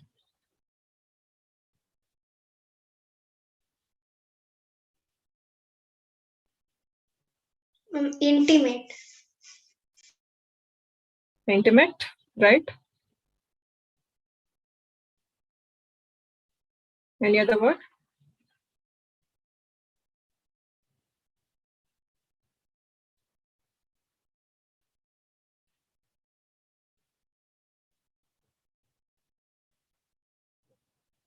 Any other word? Ma'am, close to 60%. Close to 60%, no. See, because that is an additional information which is given in the bracket, right? So that, that cannot be considered as a, may not be. Yes, so I think intimately is the right word. Intimately fits, which also means close, right?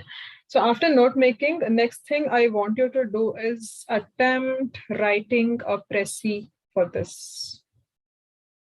First count on the number of words, because summary we've already written. So I want you to just attempt on one précis, and then we will continue with the remaining portions. So first count the number of words, reduce it to 1/3. Précis should always be with an appropriate heading, right? So when you're reading out the précis, it has to be with the heading and the number of words you have in your précis. Start writing.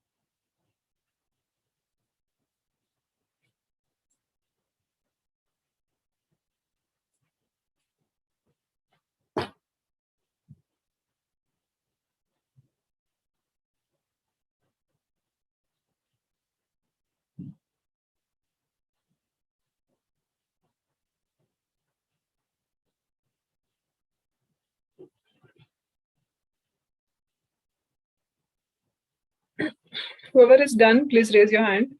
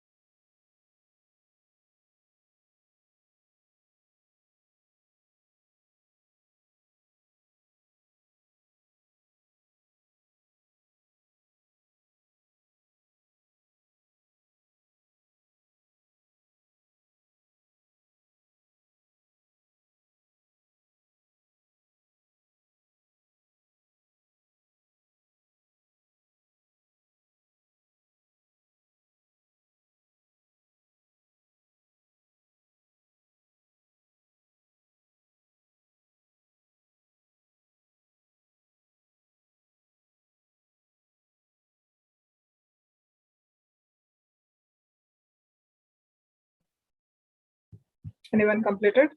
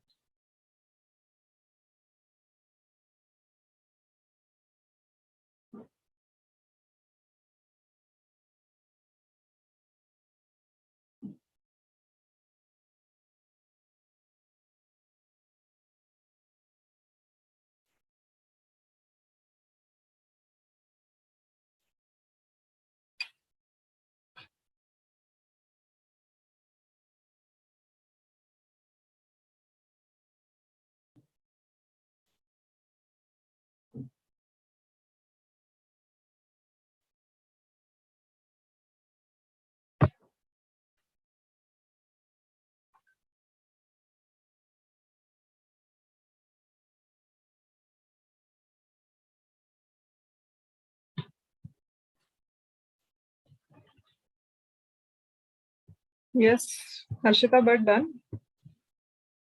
Okay. Okay.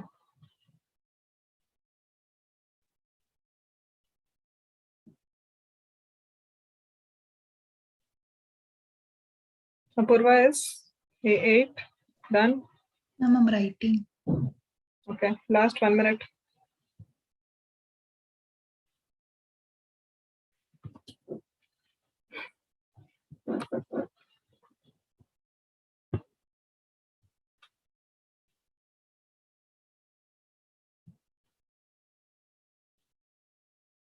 Diksha Priya. Done. Not there. You there?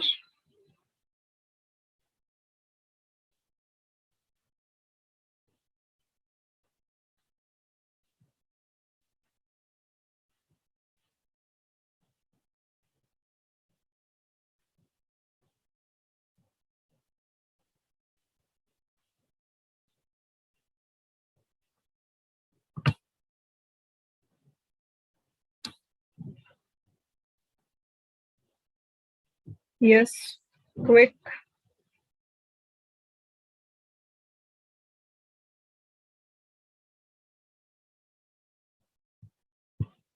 Who is done? Who is done?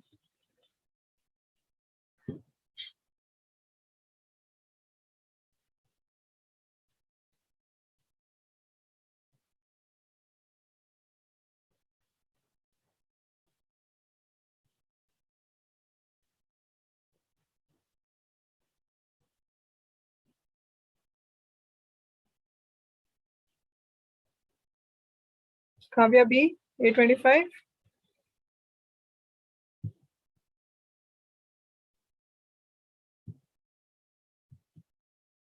Precis, 1/3 of the original text.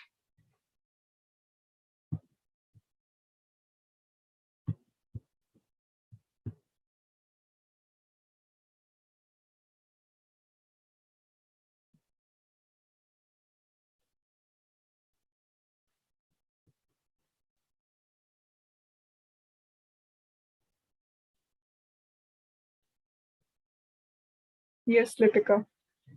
Yes, ma'am. Ma'am, the title, City Speak and Span. Come again? Ma'am, our city speak and span. Okay.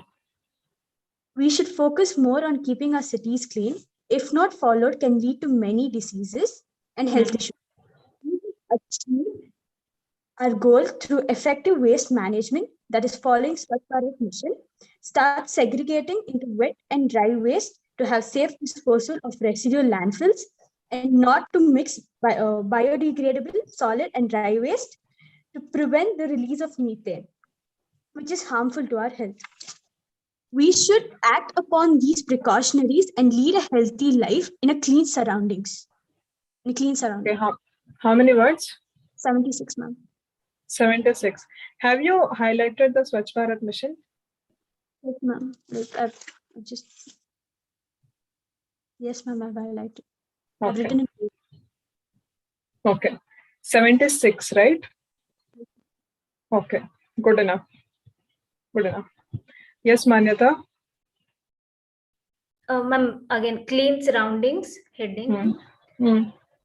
By reducing the pollution, we can keep people healthy and surroundings clean. Because of the spread of diseases nowadays, the state of the public health is important. By knowing the importance of cleanliness and necessary safety, one should follow Swachh Bharat mission, as should be aware of the main bins for the disposable waste, because with the use of disposable waste, it keeps the surrounding clean and will be less affect to the environment. That's all, ma'am. Okay, how many words? Ma'am, proper 70. 70. Yes, ma'am. Okay. Okay. Yes, Apurva. I'm heading key to cleanliness. The widespread effect of dengue, coronavirus, and other diseases are causing a decline in the public health conditions. It is important to keep the cities free from pollution in order to ensure healthy environment. Though the Swachh Bharat program has dragged some attention, less attention is given towards the waste management. It is necessary to focus on health rather than waste for energy. Okay, how many words? Ma'am, 60. 60. Okay. Yes, Harshita. Ma'am, actually, I had a doubt. Ma'am, so when we write summary, Precis, do we actually retain the points in the passage, or do we give a general understanding of the points as such? See, Precis is supposed to be understand the passage and put it in your own words. Okay, ma'am. Okay. So Precis Yes, is understand and put it in your own words. No Yes, ma'am. additions, deletions. Understand, put it in your own words. Oh, okay, ma'am. Okay. Yes. That answers your question? Yes, ma'am. Ma'am, but again, like summary, we need to cut down on some things. Yes. Yes. Yes. Okay, ma'am.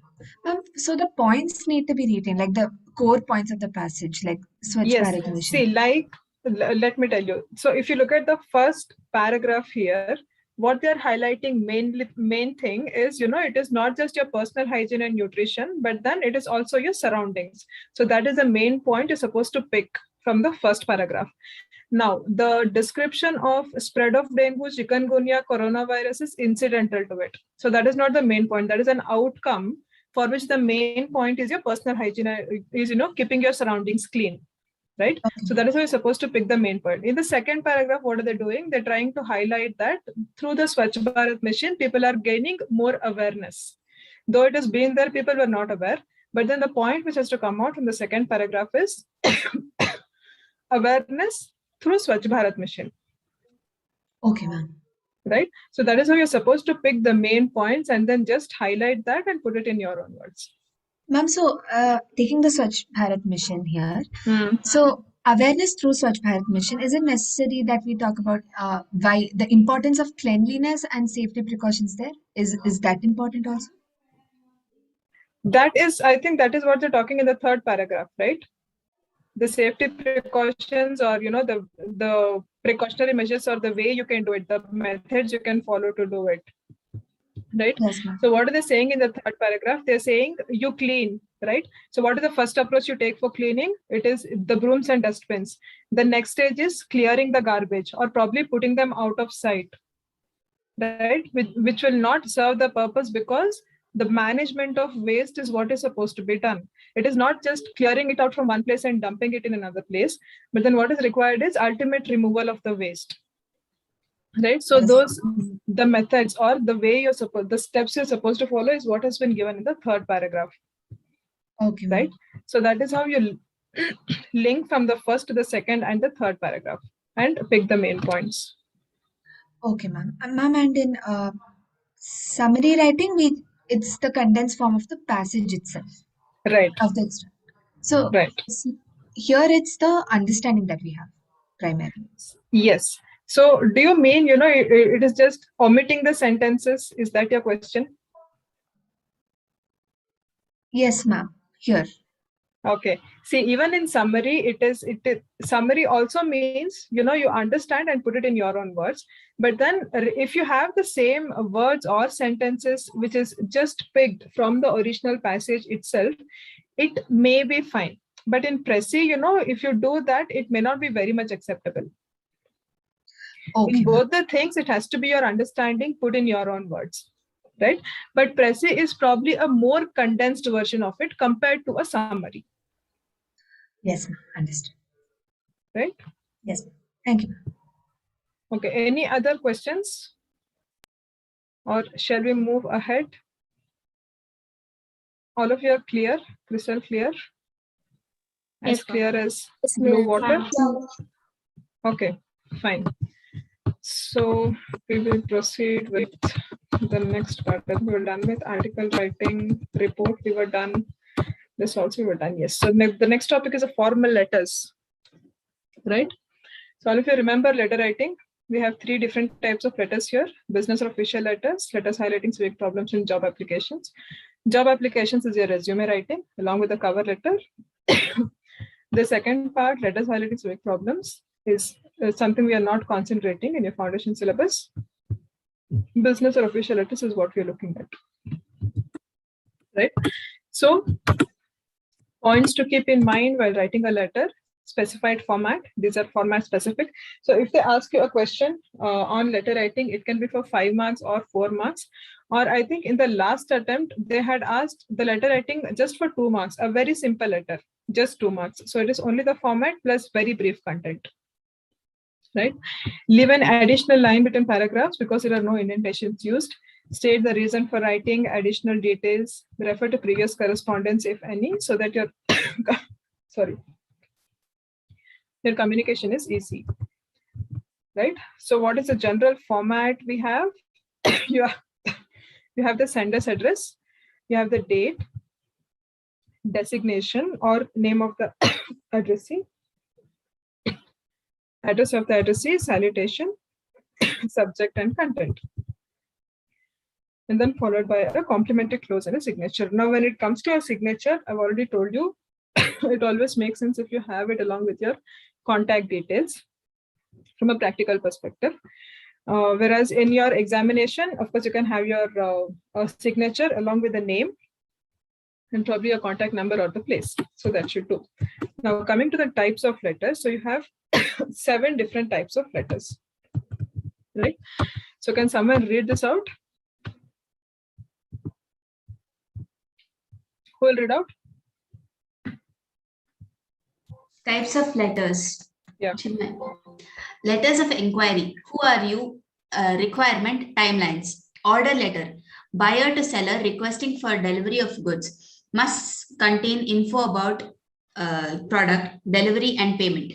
Letter of complaint. Notify the company about dissatisfaction with the product. Provide relevant product or service details. Reply to the letter of complaint. Apologize, address issue, corrective actions, reassurance. Promotion letter, greet, offer details, offer validity, contact details. Sales letter, publicize and sell the product, required for sales promotion, strengthen relations, and make customers feel important. Recovery letter. Recovery without annoying customers. Talk about amount due, due date of payment, legal action in case of non-adherence. Yes. So these are 7 different types of letters. So what is the key thing which is supposed to come out in each of the letter is what has been condensed here in this slide, right? So when it comes to letter of inquiry, these are the 3 things you're supposed to have. Who are you? What is your requirement? What is the timeline? Similarly, when it comes to an order letter, so this is a letter for placing an order. So, it makes sense to have the details of what do you want, how much do you want, and if you have any specification for the product.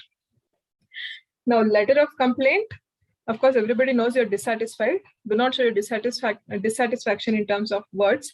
Letter of complaint, always keep in mind, just state the complaint. Do not exaggerate or, use all the adjectives to describe your anger, right? If the product is defective, in your letter, you should only highlight this is defective because it is not working in so and so manner.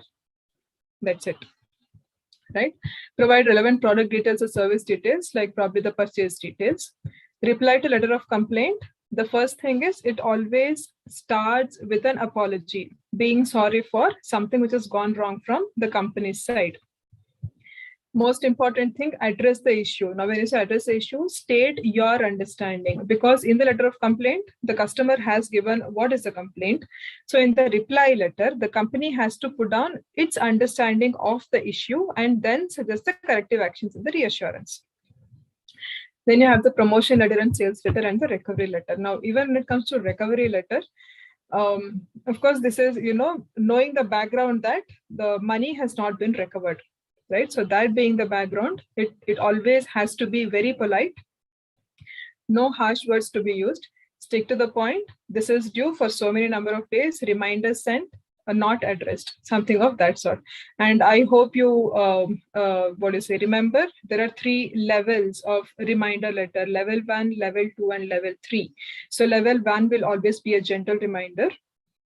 Level 2 will be, a bit stronger, just saying that we have sent you previous reminders, but then you did not respond. So we are following up again. The third one is going to be a legal action letter, wherein you say, we have waited for so long, but then still we have not had any response. So now we are forced to take legal action. Right. So depending on the criticality of the situation, like how they've stated in the question, you can have either a type 1 or a type 2 or a type 3 recovery letter. Right. Moving to the next part, official communication, wherein you have circulars and memos. So what is a circular? As the term indicates, circular means something which is round. So which makes rounds, information which makes rounds among people. Now, the main difference between memo and circular is the audience. Circular is always intended for a larger group of audience, right? Something, say, an information which is to be communicated at an organizational level, whereas memo has a specific audience or an intended audience. Right? So which means probably in the entire organization, only one particular department needs this information, or this communication has to go only to 1 or 2 particular department. That is when you will use a memo. So if you have a smaller organization, or, wherein you do not have many departments, if you take a manufacturing factory as such, of course, they will have a production department, a procurement department, a sales department, a marketing department, budgeting department. So when you have that big kind of an organization, distinction between memo and circular becomes important. But then if you consider a service organization, or probably a startup or a very small company wherein they do not have many of the organizations, then, a memo or a circular may not find much of a difference, right? Because your audience itself is limited. So whatever you circulate it, you put them either as a circular or a memo, doesn't make much of a difference. So circulars, they always primarily focus on operational issues, and they're used to convey a special message or an instruction which is to be followed in the future.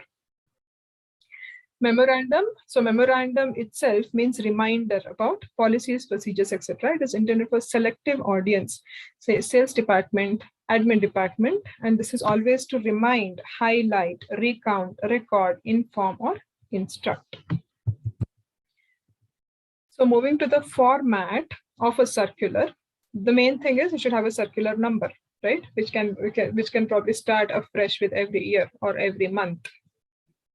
So you have a circular number followed by date, title, that is what is the circular about, addressing to all the employees, followed by a content, and then signed by name and designation. As simple as that.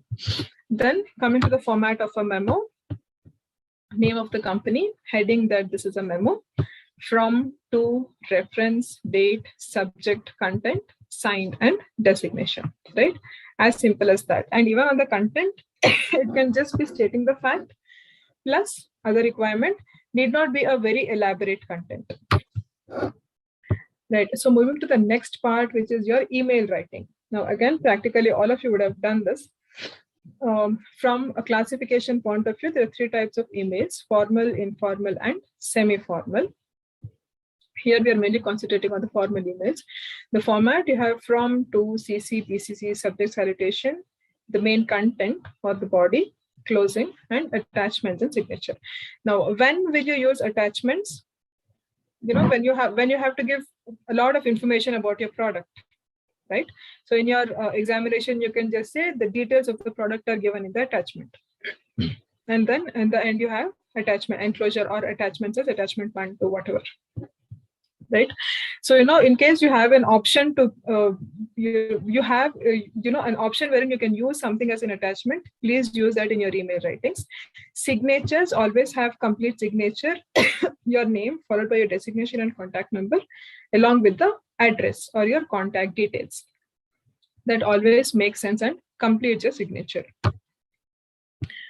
Moving to the next one, resume writing. So you have 3 formats in this: chronological, skill-based, and a combination resume.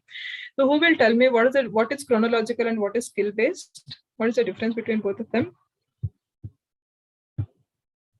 When do you call it chronological? When will you call it skill-based? Anyone? Ma'am, from the latest to the past, it is in chronological. Okay. So what is skill-based?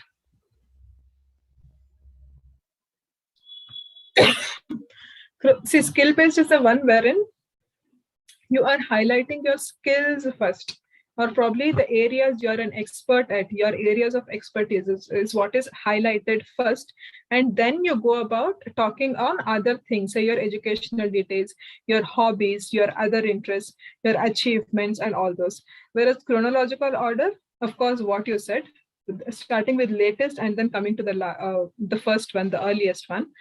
Then chronological always has the educational details first, and then the skills or whatever is your areas of expertise would follow. Now, chronological format would generally be followed by a fresher, because he doesn't have much of a work experience. So it is only the knowledge of education is what he has. So chronological would be used in that case, whereas a skill-based would be used by a person who is probably, had so many years of experience. The education part is already done. Now he's come to the practical field and probably he has had so much of experience. So he would want to highlight that first and then come to the educational aspect. So in those cases is when you use a skill-based resume. Then now there's a very brief paragraph on SWOT analysis in your resume writing chapter. What does SWOT analysis mean? It means strengths, weakness, opportunities, and threats. So what they mean is when you're writing a resume, practically when you're preparing a resume for yourself, do a SWOT analysis for yourself, which means identify your strengths, weakness, opportunities, and threats, and then put them or see how you can highlight your strengths in your resume. Or sometimes even in the interview they also ask you to bring out what are your weaknesses.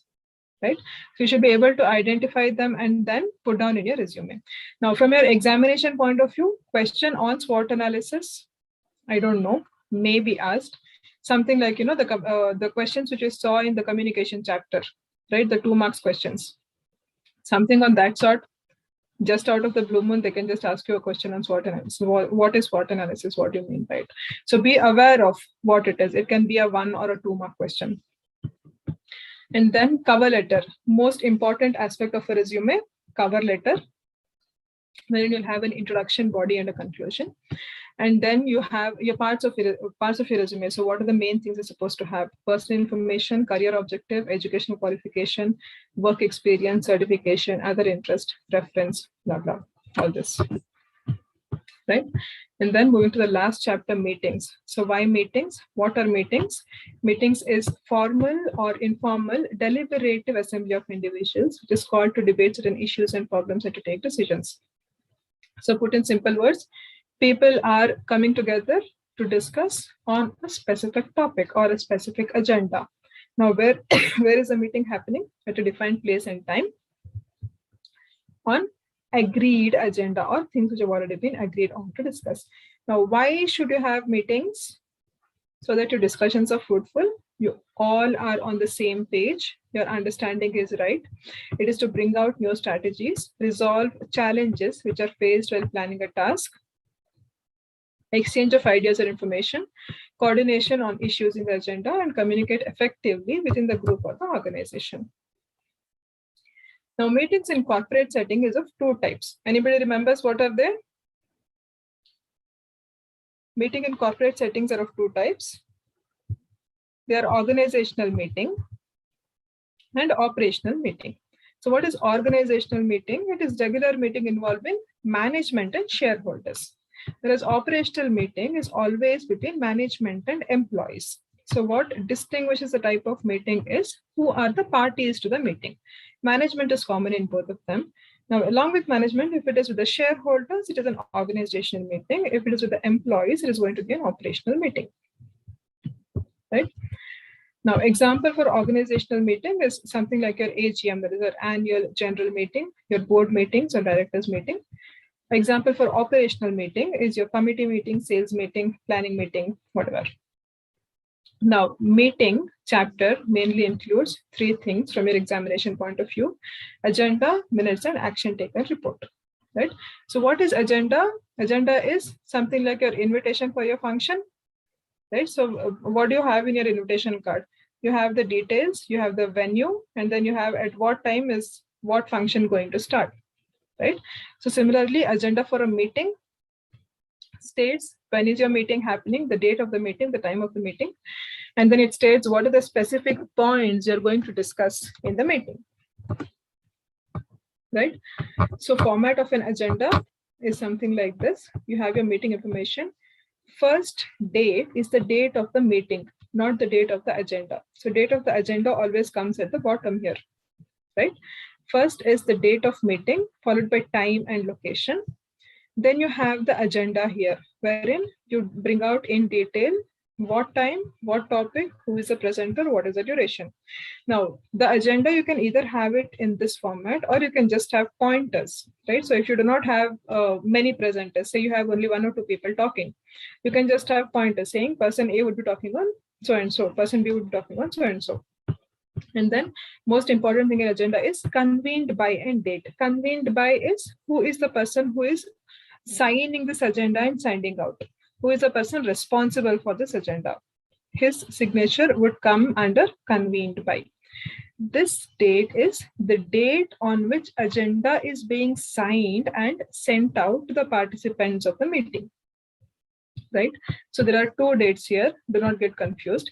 The first date is the date of the meeting, date on which your meeting is going to be held. Right?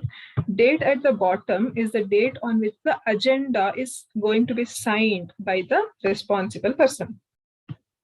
Right? Then we have the minutes. Now, what is minutes? Minutes is nothing but recording the happenings or the discussions of the meeting. Right? So format of minutes, it comes like this: meeting information, date of meeting, time, location, and attendees or participants of the meeting. This is one of the main aspects of the minutes of meeting. Then you have the minutes, which is the points of discussion. Now, this can be either in paragraphs or it can be as pointers in your examination, right? Then you have recorded by and date. Now recorded by is the person who is writing down the minutes. Date is the date of the meeting. Right? So again, the date here and date here, it can be same, it can be different. When will it be different? If the minutes is being circulated on a different date. Right? The last one, action taken report. So what is an ATR? ATR is you have discussed on few things in your minutes, in your meeting, and you have agreed that you will do A, B, C, D within so and so timelines. And you'll give a report about whether you have complied with this, whether you were able to do this or no within so and so date. So that is what is called as an action taken report. So in your ATR, you say the date of ATR as per the meeting held on so and so date, the following actions have been reported. This is done, this is not done, whatever is the reason, and then signed by. Signed by is the person who is preparing the ATR, right? So with that, we come to the end of the revision class for the BCR. So if you have any questions, please feel free to ask. Any questions? Ma'am, I have one question, ma'am. Ma'am, in email writing, you are saying about the attachment something. Can you repeat it, please? Okay. So attachments, if you have, if the question is such wherein it requires, or probably you have framed your content in such a way that you want to give more information, right?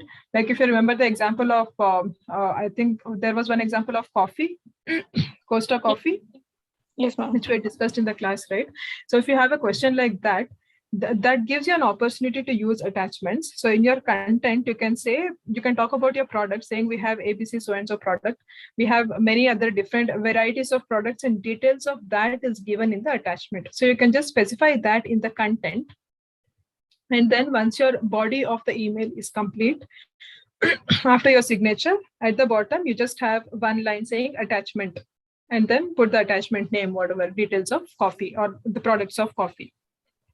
Should we write all the products name, ma'am, at the end? No, not required. See, I am not asking you to have a content for the attachment also, right? So when I say attachment, you just say attachment 1 and you say name of the attachment. That's all. So it is implied that whatever is the product details is there in the attachment. You need not write the contents for that attachment. Did you get? Yeah, ma'am, I understand. Thank you, ma'am. Okay. Any other questions? Any other questions? All of you are clear? Yes, ma'am. Okay, fine. So with that, we end the revision class. I think we'll also meet again before your, just the day before your examination, right? And have another, what do you say? I'll get to see all of you once again, right? So have a good time, all of you, until then. A short break, and then I think at 8:45 we have the pass out meet. Please do join, right? Yes, ma'am. Bye. Take care. Thank you, ma'am.